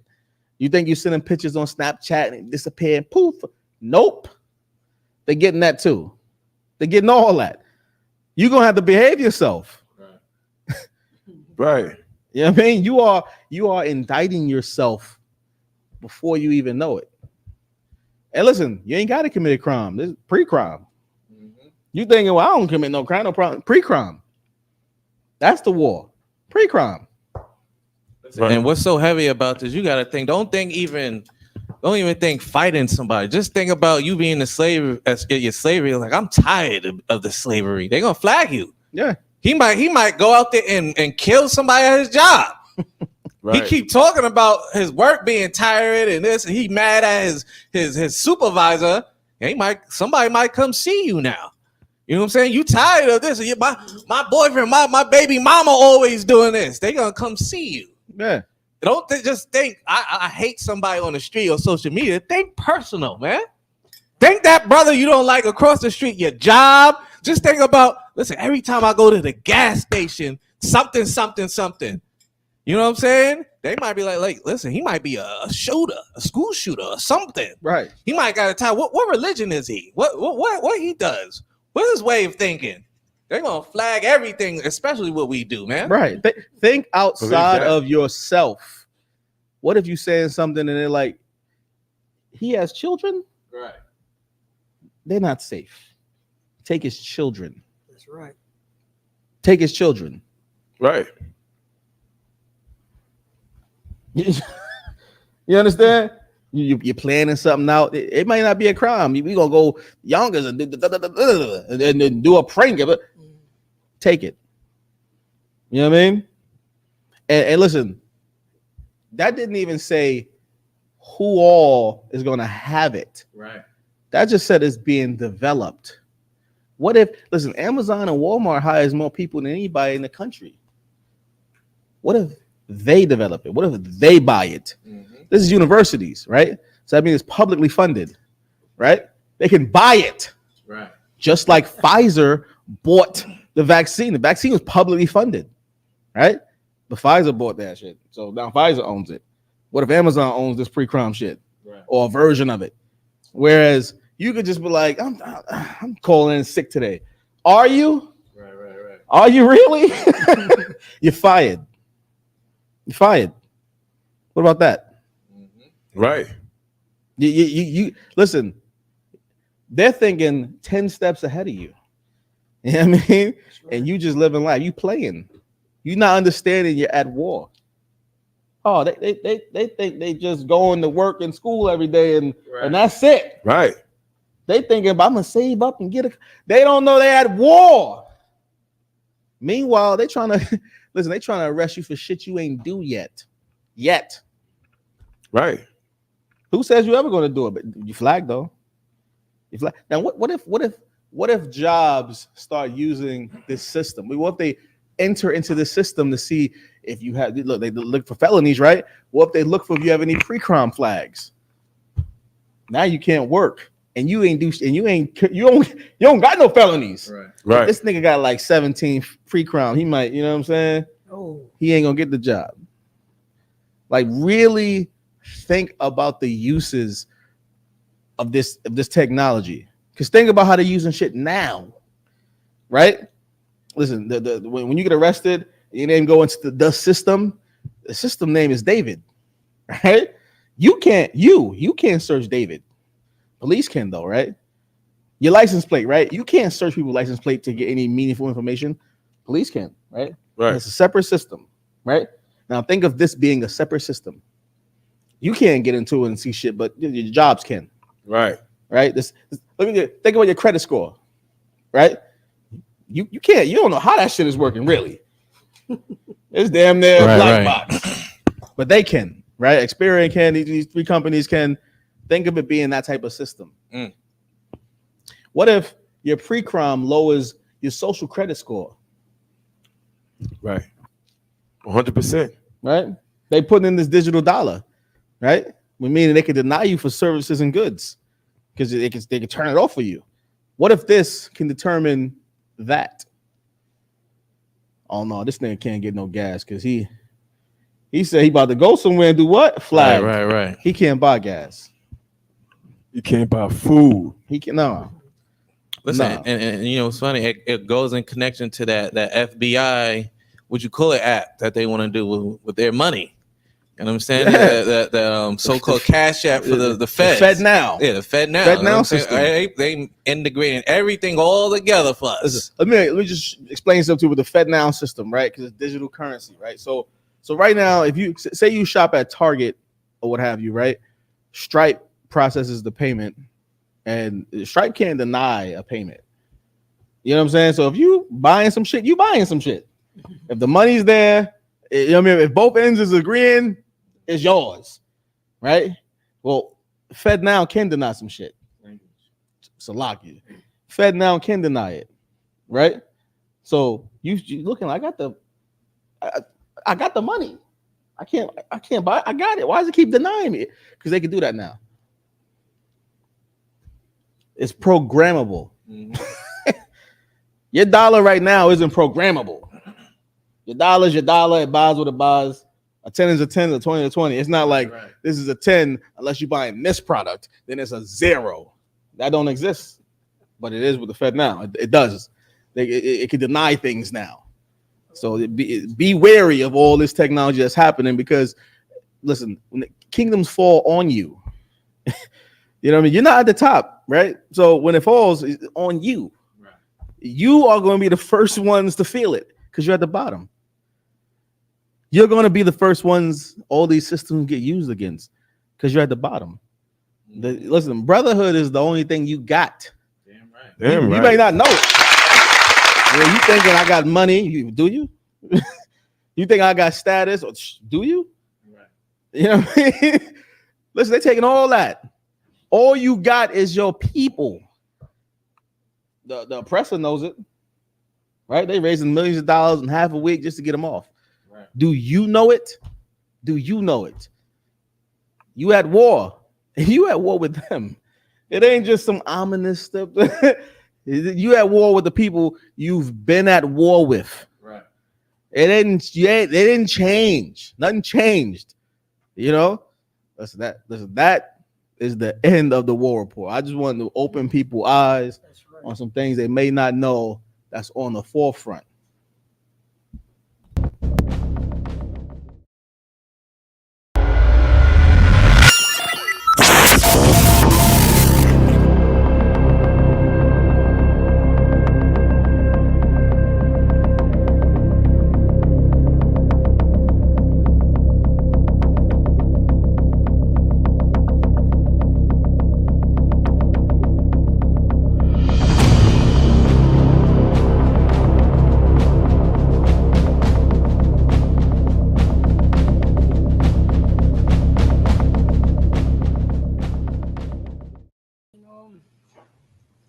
Yeah, let's clap it up for that war report, man. Some real important information coming out, man. Slocky, so you had a scripture? Oh yeah. What the I1 was saying, so hard body one West. And you notice that he's always saying you gotta watch yourself online. We have to start watching ourselves online. We cannot be reckless because he said this is this pre-crime thing that's about to go on. A few minutes ago, you know what I'm saying? Nobody knew the internet was going to be this big. I remember, that when they first was talking about the internet in the early, oh man, it had to have been like 92, right. 91. They show you how it worked. Like, you know what I'm saying? Like you were saying earlier that people just pick up the phone and go like this. Right. It was a whole like you had to take it wasn't a college course, it was like a college course in an envelope. Right. Listen, I'm of the internet, how to set it up. I'm old, man. I remember they used to have it with AOL. They used to give you the AOL. CDs and with a little booklet, like, oh, this is a. And they show a kid. They show a kid surfing on a letter. Like, this is the World Wide Web. And, I remember all that. Yeah, it wasn't what it was today. Well, Salakia, before you saw that kid surfing on the net, it took 3 days for him to get there. You know right. You had to the downloads. It was very long, but what the I-11 saying is so heavy, and this is when Blacks, Hispanics, you know what I'm saying, Native American Indians have to realize that we cannot. You know what I'm saying? Start following the philosophy of our, of our oppressors. Right. We can't be doing it. The scriptures had told us this. The scripture knew, this is, this old concept about, this beast, he been doing it. Right. And it's all through the, it's all through the Bible. From Genesis to Revelations. It's all through the Bible. You know what I'm saying? Our brothers came on the scene. You know what I mean? Paul came on the scene. Everybody came on the scene. We was talking to the Israelites, the Blacks, Hispanics, and Native American Indians. This is one of them right here. This is on one scripture. Let me get Ephesians chapter 4, verse 14.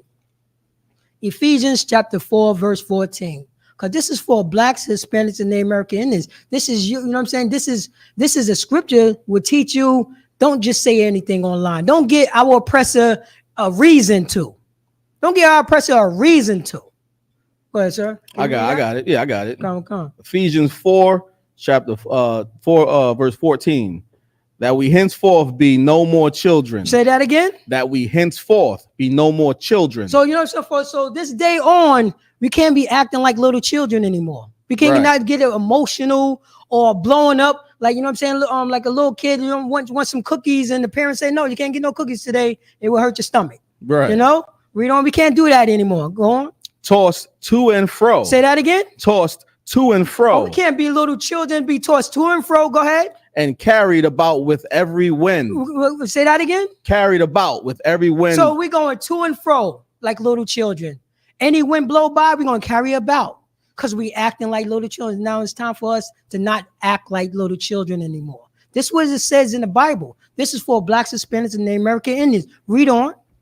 Carried about with every wind of doctrine. Every what? Every wind of doctrine. Oh, we're getting caught up on every wind of doctrine. You have seen it up on, what they call the metaverse. Right. You know what I'm saying? We're getting pulled in, into this. You know what I'm saying? But, the Blacks, Hispanics, and Native American Indians, who are the Israelites, no, we ain't supposed to. That's somebody else's philosophy. We can use that as a tool, but that's not a way of life. Right. You know what I mean? Read on. By the sleight of men. By the what? The sleight of men. Oh, by the sleight of men. You know what sleight is? Right. It's like cunning. You're being deceitful. You know what I mean? It's like, it's like 3-Card Charlie. Right. It was there. How was not there? My eye have seen it, and it was there. The red card was in the middle.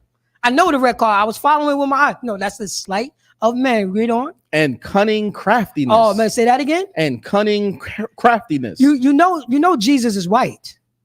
Yes, I knew craftiness. I knew, yeah.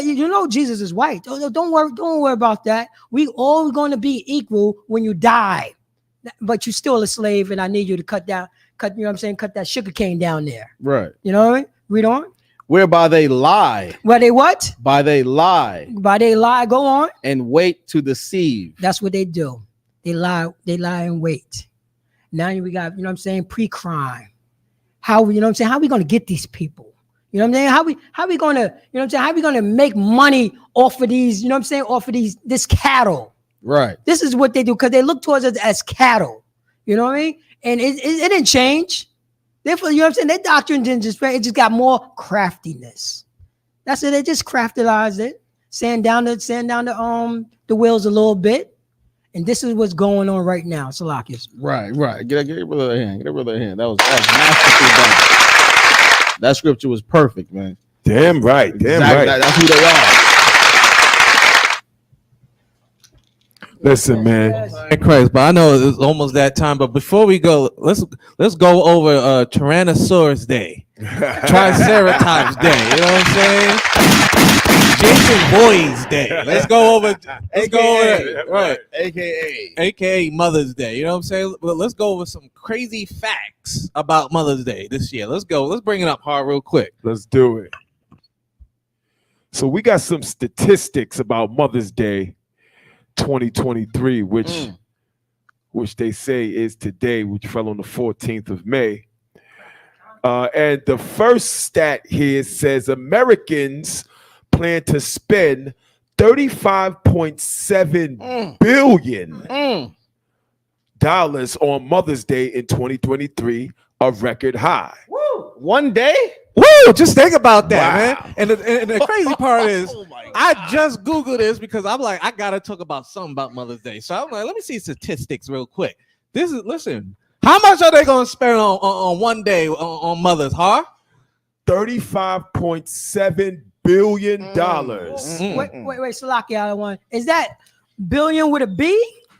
Is that billion with a B? $35.7 billion. That's crazy. And listen, before we move on, it's the man of the hour, the prince of the power, Shalaya. Give it up. Where was those hands?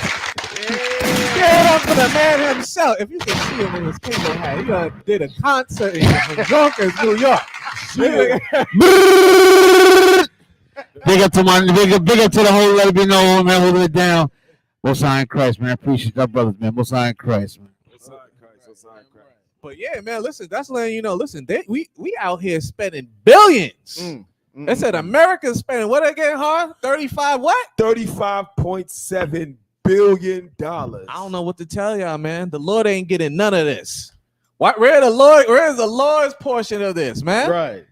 Where's the Lord's portion in this 35.7 billion, man? Right. It's ridiculous. We out here supporting Mother's Day, and everybody's goddamn monsters. These women are monsters nowadays out here on Mother's Day, but you don't want to serve God, man. You don't want to help your brother. You don't want to help your sisters. You don't even want to get off a plant. You want to be high on Mother's Day and take your mother out and like, listen, I got to get high first. I got to smoke this, get right, take my mother's out. We're going to have a good time. And when she come back, I'm going to get high again and get drunk and woo, have fun. But they was letting you know they spent $35 billion. That's such a crazy number to spend in one day. That is 24 hours. Yeah, that's one day. Keep going, huh? What else it says? Go down to the next one.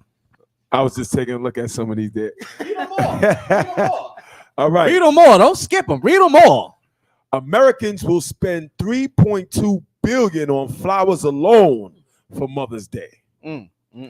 Mother's Day accounts for 26% of all holiday purchases at flower shops. My God. 26%. So if you own a flower shop, like today is your day. This is it. Right. Like This is Black Friday. Right. This is your black. Was it 35.7 billion, right? In 24 hours. Just to let y'all know, that's you guys are spending $1.4 billion an hour. Right. Like really, really think about that. Every hour that passed, you're spending $1.4 billion an hour. That's how much Mother's Day is bringing in. Like it's ridiculous.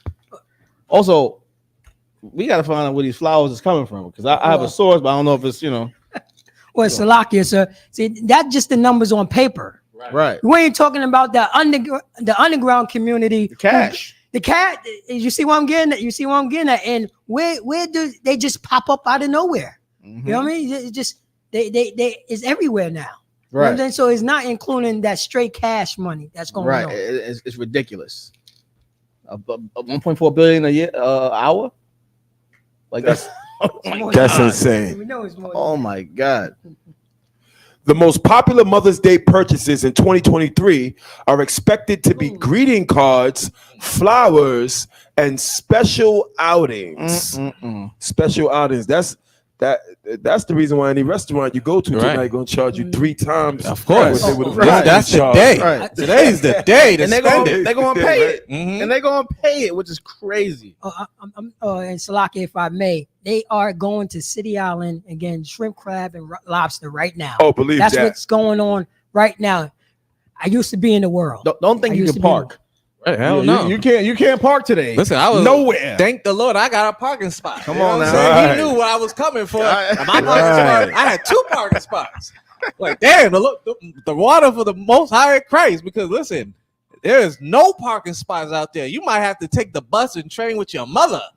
That's how crazy it is. They spending 35.7 billions today. What else they got, huh? What else it says? Purchases of both jewelry and flowers for moms are expected to be up in 2023. How about They're that? expected to be up. Booming business. Booming. Big booming. Because you know you can't get flowers without the other, without jewelry. You can't get jewelry without flowers. It's like chocolate. It goes hand in hand for them. Right. Don't forget the card too, because the cards is crazy. You better worship. You better have all card. that. And let me tell you something. You better have written something so significant. Right. In that card. Right. Like you better be goddamn Maya Angelou. You better be Shakespeare, nigga. Shakespeare. You better write the King James version, Mother Edition in that card. It better not say nothing. It better be blank, and I want it coming from the soul when you talk to your mother. You need 47 scholars. Yeah, 47 daddies. Get all your fathers together to tell you how great your mother is. Right. Listen, You understand? Here's something y'all might not know. There's a holiday calendar, right?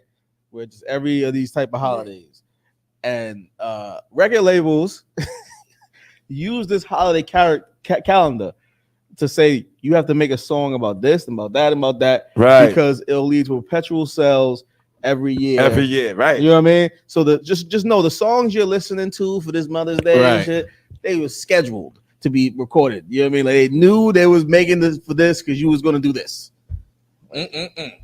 Listen, man, if you're a black man and you coming up in that Christian church, you know that Mother's Day is one of the most horrible days of your life. Right. You go to the church, right? And you got to get your mother something because she's your mother. Then the oldest woman in the church is the church mother, and you got to get her something. And then, you know what I mean? And then if the pastor's a mother, then she'll be considered a church mother as well. You got to get her something. God damn, You know right? what I'm saying? I ain't Like, even pay the tithes to the church yet. listen, Damn, man, you know what I'm saying? you already in $2,400, and goddamn Sunday school ain't even start yet. On Mother's Day is hitting every black man's pockets, coast to coast, and if you in that Christian church, it's hitting you worse. Let's get back into a few more of these stats, man. Let's see. 47% of Americans value finding a gift that's unique. I know, and let me tell you something, I know these types of brothers. These brothers here started working on.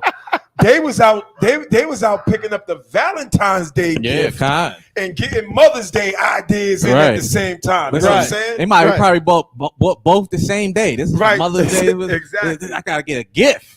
He needs something unique, something ain't nobody got. Listen, that's what happens when you worship your God. Right. That's what happens. There are an estimated 2.2 billion mothers all over the world, with about 77 million living in the U.S. 77 million mothers living right here in the U.S. And you know, and that's generating $35.7 billion. $35.7 one day. billion. That is crazy. That's a booming industry. The sales are up. You know, we're in the billions. It's perpetual. It's annual. Like, I mean, that's booming business right there. If I may, the nudging is working very well. Very well. This is American holiday. Let me remind you of that. Or American holiday, but why are they celebrating this in Australia? that nudging is working. That nudging is working. 93% of moms in the U.S.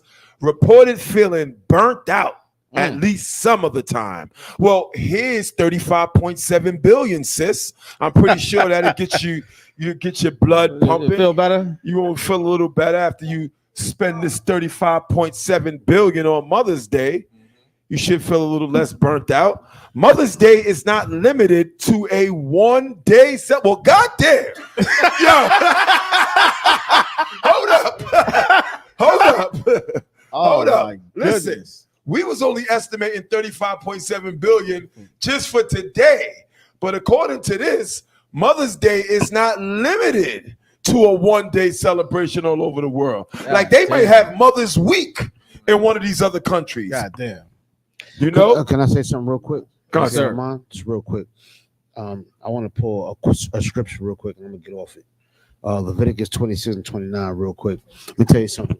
You know what I'm saying? I just hopped in, so I'm kind of new to this conversation that's going on. But as far as Mother's Day is concerned, let me tell you something. A lot of you mothers are filthy, disgusting, nasty, despicable scumbags.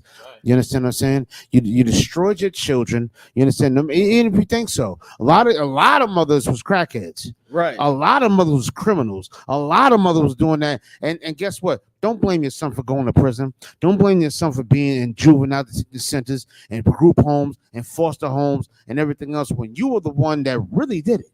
You're the cause of that. You understand? I know I'll always love my mama. She's my favorite. I know. I understand. Right. You understand? I know. You understand? But a lot of you sisters out there, you are breeding criminals. You're breeding homicidal, suicidal maniacs that are out there. You understand? You know how I know? Guess how I know? I'm not going to tell you. All I know is I'm in a universal practice school of knowledge of, ISBK. You know what I'm saying? That's how I know. You know what I'm saying? Because I'm here. And I know that there's disgusting, filthy society out there that hates black men, that breeds on black men, you know what I'm saying, to do what they want to do. Right. You understand? Let me get that scripture real quick, and I'm going to get off. I'm not going to say no more after this. Let me get that scripture real quick. Leviticus chapter 26, verse 29.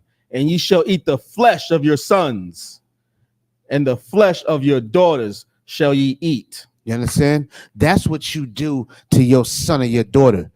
You filthy, disgusting scumbag, gutter rat, nasty bastard. That's what you do. I know you think you're cute with your lipstick and your nails and your eyelashes and everything else. I know you trained your son to love his mama. I know you did. You know what I'm saying? But some sons hate their mother for all of the stepfathers. You understand what I'm saying? For all of the beatings, for everything else. We're not going to sit there and celebrate the Mama's Day today. We're not going to do that. Right. You understand? We just want to talk about the realness that's really going on. And the real thing is, read it again. And ye shall eat the flesh of your sons. Eat your children. If you was the mother growing up selling drugs, guess what you taught your son to do? Guess you think you taught him ABCs? What'd you teach your son to do? Read it again. And ye shall eat the flesh of your sons. You taught your child how to sell drugs, how to be nasty in them streets. And where did he end up? What happened to him? You better think that I should be K, man. That's right. You know what I'm saying? Switching around, because things could be real bad. Things could be real bad. You know what I'm saying? Real bad. That's why at camp I tell niggas, listen, I'm talking about, when I say nigga, I'm talking about brothers that may come against camp. These brothers that's behind us, they could really be in your house, man. You know what I'm saying? They can really do something real bad to you. You understand? And you know where it all stems from? It's not from the father. You know where it stems from? Mama. Because I'll always love my mama. You know what I'm saying? That's where it stems from. You understand? Women, keep your legs closed. Know that sex is marriage. Get you a good man. Raise your family. Shut your mouth. You understand? That's what you should do. That's how you raise a good son. I'm not going to say a good son, because we good sons. You know what I'm saying? We might have came from some hell. You know what I'm saying? We good sons. We good sons, because it could have been worse. You understand what I'm saying? But you got to wake up and realize what's going on. I ain't going to talk too much. I'll just read it again. And ye shall eat the flesh of your sons. Yeah. And the flesh of your daughters you shall eat. You're going to eat the flesh of your sons and the flesh of your daughters. You understand? You wonder why your sister's a whore. Like, damn, she's a whore. You know what I'm saying? Like, she just ripping the run. She stripping out in Queens somewhere where nobody might know her or something like that. You understand what I'm saying? Why? Because from your mama, nigga. That's why. Right. From your mama. It ain't your daddy. You know what I'm saying? It's your mama. You know, you understand? That's why they're going to get roses and all of that garbage. Some people are getting roses to put on top of tombstones. Right. Did you know that? They're getting roses to go put on top of a mother's tombstone. Right. You understand? When she was a monster, but that's how much compassion a black man has. That's how much compassion we have. So I'm gonna put roses or flowers or tulips or whatever on this woman's tombstone, who was nice, but was a monster out here in these streets. Right. You understand that? That's how we grew up. You understand? The hell with Mother's Day. Right. You understand? The hell with Mother's Day. We're not going to celebrate it. We're not going to even commend it. We're going to destroy it. And I understand that my brothers here today are destroying Mother's Day. We're not going to do that. You understand? What we're going to celebrate is this. Men that grew up to be and was made to be absolutely retarded criminals and came out of it. You understand what I'm saying? And came out of it. And now are good fathers and good brothers and good sons and good cousins and good everything else and really helping the community, not hurting it the way we were bred to do it. Right. You understand what I'm saying? That's what I got to say for right now. I might have to say something else. It's so hard body what you're saying. You know, I was doing research for another subject and I came across a crazy number that most of the people who was selling crack, who was arrested in the crack epidemic, was from the ages of like 15 to 19. They was raised by single mothers. Who do you think they was making money for? When asked what they were saying, what do you think they were saying? Trying to get me and my mama out the hood, man. Exactly. I'm trying to make sure my mama's good because my father ain't there. He left us to be such and such. Exactly. I gotta take care of my mama. Right. Let me tell you something. You ask the average brother, you say, that's my brother, my physical brother. Your physical brother? Yeah, it's my brother. Guess what? What's the most common denominator between them all? They don't got the same daddy. Right. They all got a different daddy. Right. You understand what I'm saying? It's different. You understand what I'm saying? And I'm not knocking situations. What I'm saying is this is what's going on, and this is something we need to fix. We are not going to celebrate no Mother's Day. You understand what I'm saying? Did y'all talk about abortions yet? I'm late. Did y'all talk about abortions yet? Not yet. Did y'all talk about abortions yet? Did you talk 500,000 abortions a year? Did you talk about that? Did we go over that?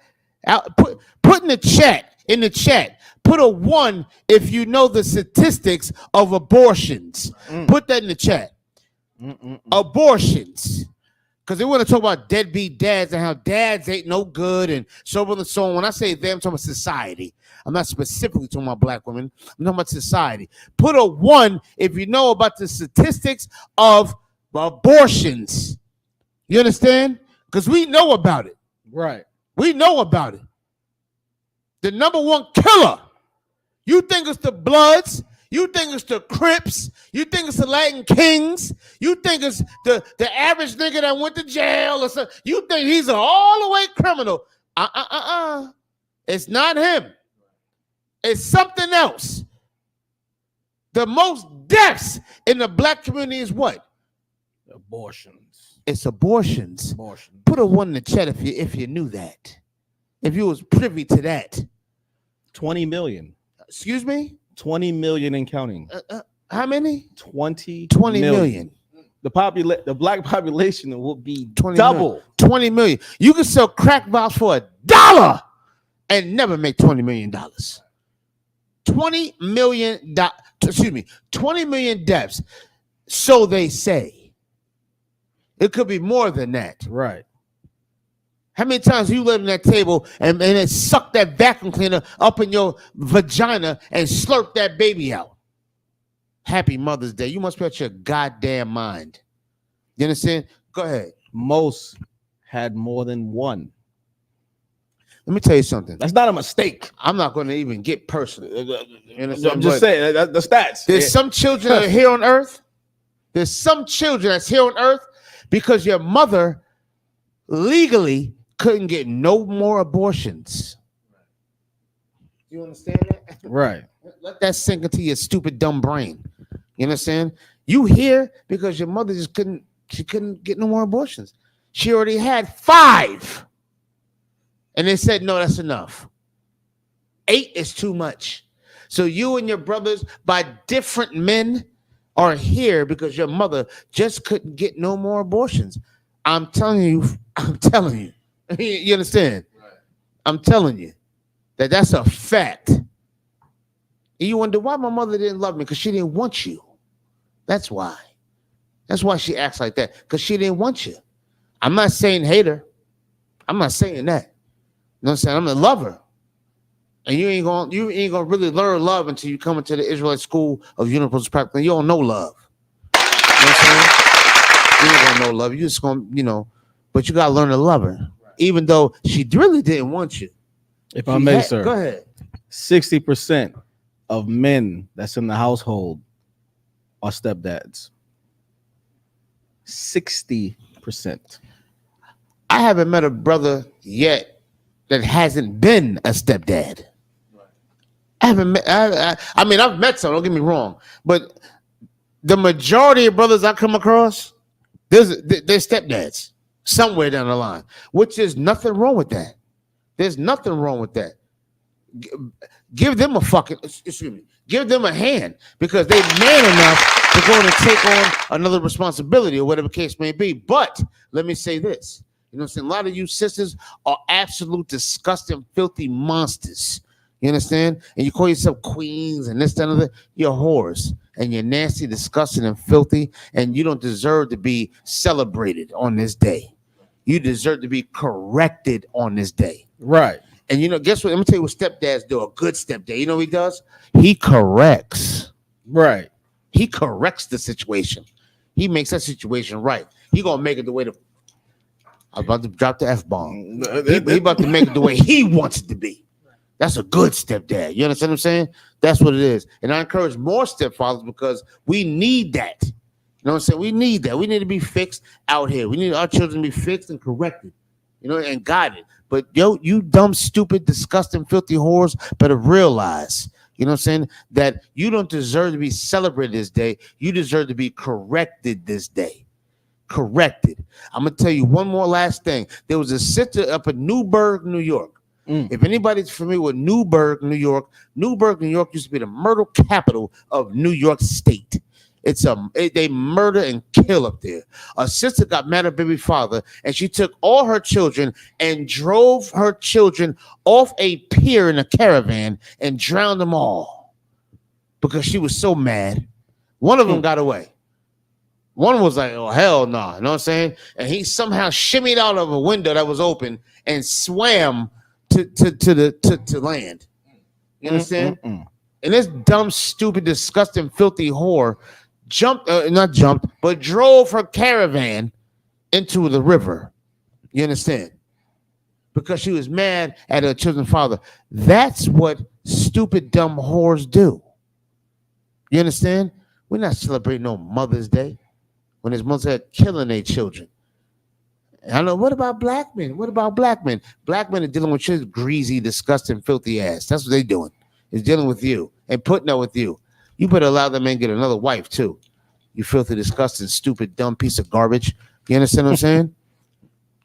This is what we're doing. This is what we're dealing with. I'm done with that. I'm Salak. I'm going on my rants. I'm going to go on another rant later on. You know what I'm saying? Salak.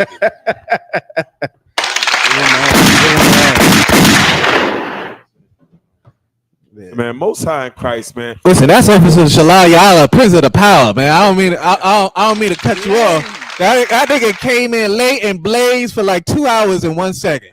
That nigga made up, and he made up for the 2 hours being missed. Most High in Christ. Listen, man, just ending off this article real quick before we get out of here. They got a few more statistics, but I like this little bottom line part that they sum it all up. It says, bottom line, devoting a day to honoring mothers is actually a tradition that dates back thousands of years to fertility rituals and festivals dedicated to celebrating mother-like deities and Mother Nature. And this really sums up Mother's Day when you think about it. Right. Mother's Day is a filthy, disgusting pagan observance and celebration. That's why it's celebrated in all those countries. That's why $35.7 billion was spent today, not to honor your mother, Right. but to honor some disgusting fertility ritual and deity that has nothing to do with the Bible and has nothing to do with being a child of God of 12 tribes of Israel. So by all means, stay clear of Mother's Day. Right. It is a horrible day, and it represents the problems that we face every single day in the Black community, man. That's right. Officer Shalayala broke that down so eloquently. And listen, and you know who's the ultimate deity for Mother's Day, right? Mother Mary. Because Mother Mary had the child of God. She didn't have to deal with a wicked father. She had God give her the child. You understand? So you're going to see a whole lot of Mother Marys on cards and this and that. And like, listen, we got to go to church before we go to take mama out. We got to do this. We got to do that. Go ahead, And they're going to listen to that. And they're going to listen to it. For me, one time, I know I keep saying this is my last time. It's probably not. But give me 2 Maccabees 7 and verse. Let's start at verse 20. 2 Maccabees and chapter 7 and start at verse 20. Let's start there for a second.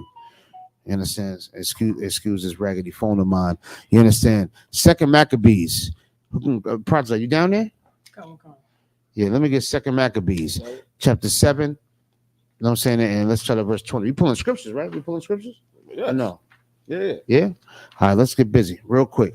You understand what I'm saying? 2 Maccabees chapter 7. And I want to just illuminate what a good mother is. Because you might think you're a great mother. You might think that. You know what I'm saying? I know you think that. You know why? Because the children eat and they have clothes and they have food, clothing, and shelter. Guess what? You're supposed to do that. The minimum, bare minimum. Yeah, you're supposed to do that. To not go to jail. Yeah, I'm not going to give you a reward. I'm not going to give you a reward for getting up, brushing your goddamn teeth. That's what you're supposed to do. Or you defecate and you wipe your butt. I'm not going to give you a reward for that. You're supposed to do it. You got it? So I don't want to hear about all of that. You provide for your kids. You know what I'm saying? I don't hear that garbage, man. You're supposed to do that, aren't you? Right. That's pretty normal, isn't it? Right. You're supposed to do that. They want kudos for that. People say, "Yo, I'm a grown people. I'm grown. I got my own place, my own car, and this and that." Nigga, ain't you supposed to? Yeah. Well, ain't you a grown ass man? Excuse my language. Ain't you grown? You supposed to do it. Well, let's read about a sister that went above and beyond. Read what you got, whoever got it. 2 Maccabees chapter 7 and start at verse 20. 2 Maccabees Come on with it. chapter 7, verse 20. But the mother was marvelous above all. Start at verse 19. Let's get some context a little bit. Let's get a little bit. Start at 19. Verse 19. No, 2 Maccabees. But think not thou that takest in hands to strive against God, that thou shalt escape unpunishment. You understand? Unpunished. Let me tell you something. This is a story to where a mother and her 7 sons are being tormented, destroyed, and murdered in front of each other's eyes, right? She's watching this happen. You understand? A mother's watching this happening. Read verse 20. Verse 20. But the mother was glorious above all. Say it again. The mother was glorious above all. She used to have abortion. Say it again. Salaki, sir. The mother was marvelous above all. She hates her man. Say it again. was marvelous above all. She kicks him out. Say it again. The mother was marvelous above all. Give her car keys. Say it again. The mother was marvelous above all. This woman was marvelous. Let's see how she was. Keep going. And worthy of honor and mercy. Say it again.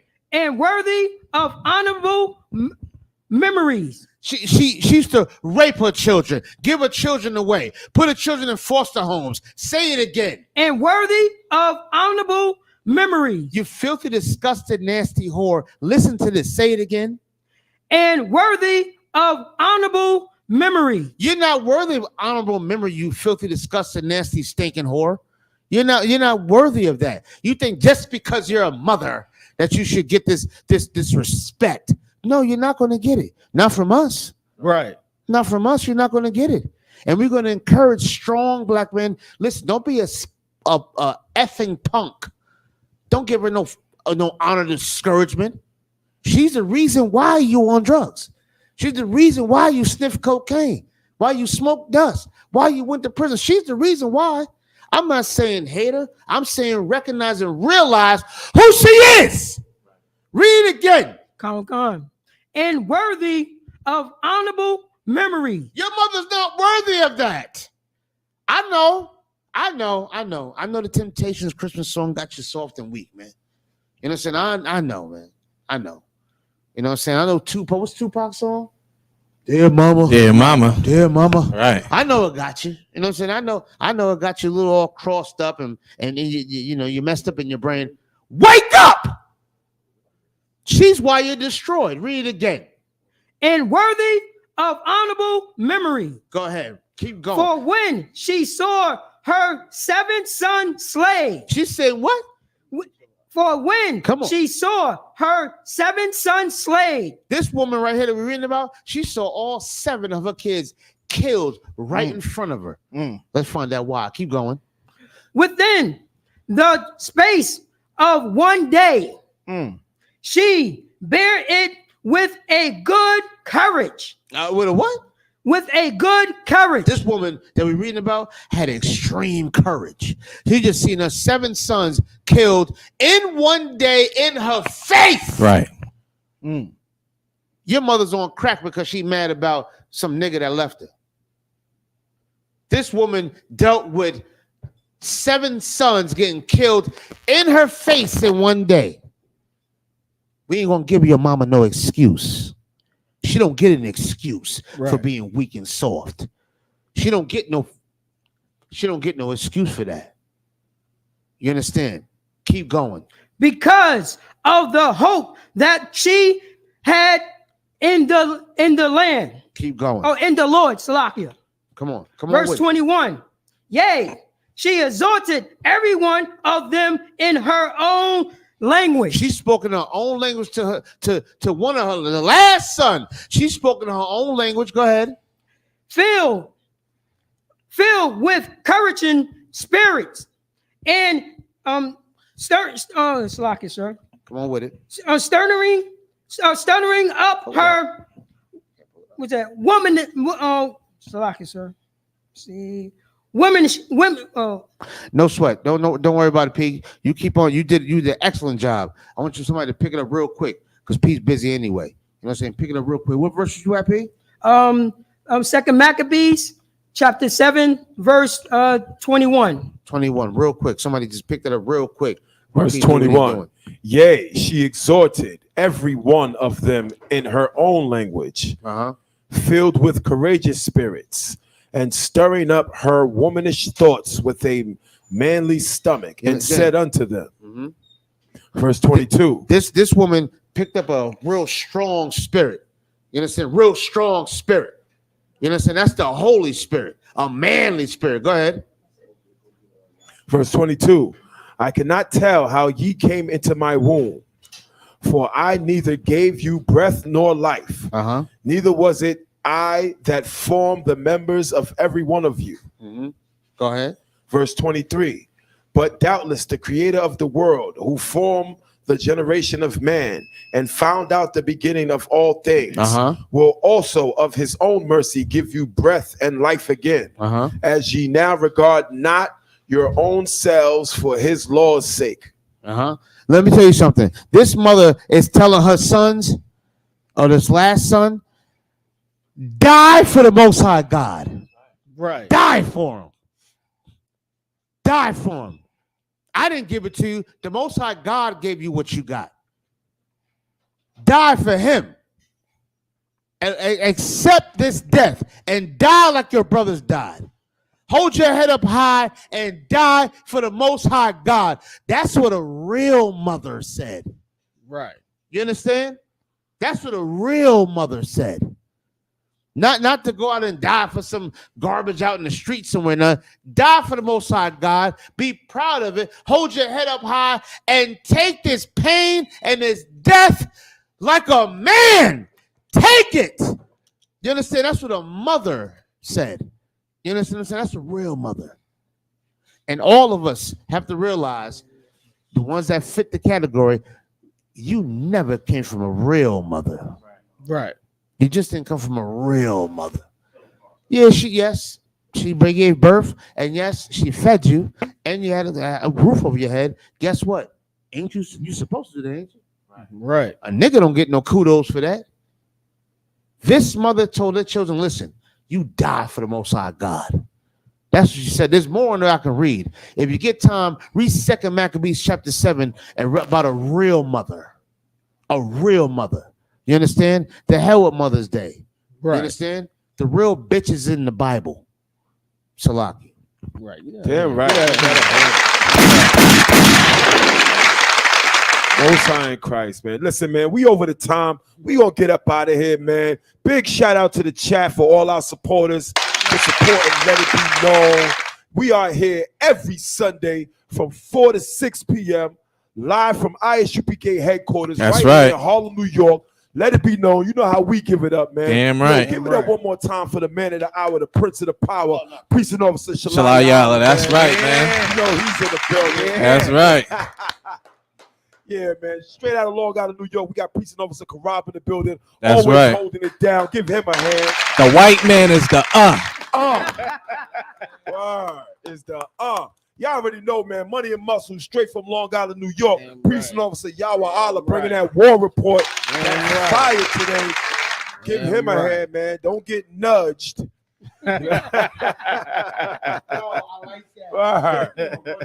Yo, we got Precinct Officer Bratazai in the building. That's right. Man, all the way from Newark, New Jersey, we got my man in the building. Town JC. Yeah. Kashaka War in the building. Give him a hand, man. And if I may, just let the crowd know, anybody listening, still tune in because we're going to do the bars breakdown. Is that correct? We're doing the bar breakdown next. It's coming up. Next. We are doing this work. We continue to push. Y'all better tune in. Lock it, brother. Damn right. Give that a hand, man. Give yourself a hand, man. And of course, I'm the mountain of the Most High Precinct Officer. Right. I don't remember what I said. I'm going to go back and watch it and say it again next week. Whatever his tagline is, I forgot it. The myth, the mountain. The mountain man. Holla, boy. Right. Don't make me get him on you. You know what I'm saying? Yeah, go ahead. Damn right, man. Yo, listen, y'all know we always leave this show on an important note, man. I'm gonna hand it off to Officer Corral. We're gonna get up out of here. Oh yeah. Listen, as always, like we always said, we have prison programs, we have food drives. Listen, we in your hunkers yesterday, Lincoln Park, handing out food. You know what I'm saying? Listen, we're handing out waters. We're handing out things for our brothers and sisters. Remember to keep the brotherhood up and the sisterhood up, because without brotherhood and sisterhood, there is no weapon to destroy this oppression. So remember, brotherhood and sisterhood is a goddamn weapon. Follow us every week, Monday through Friday. We have classes 7 p.m. to 9 p.m. Let it be known next week at 4 to 6. We out of here, y'all. You're right.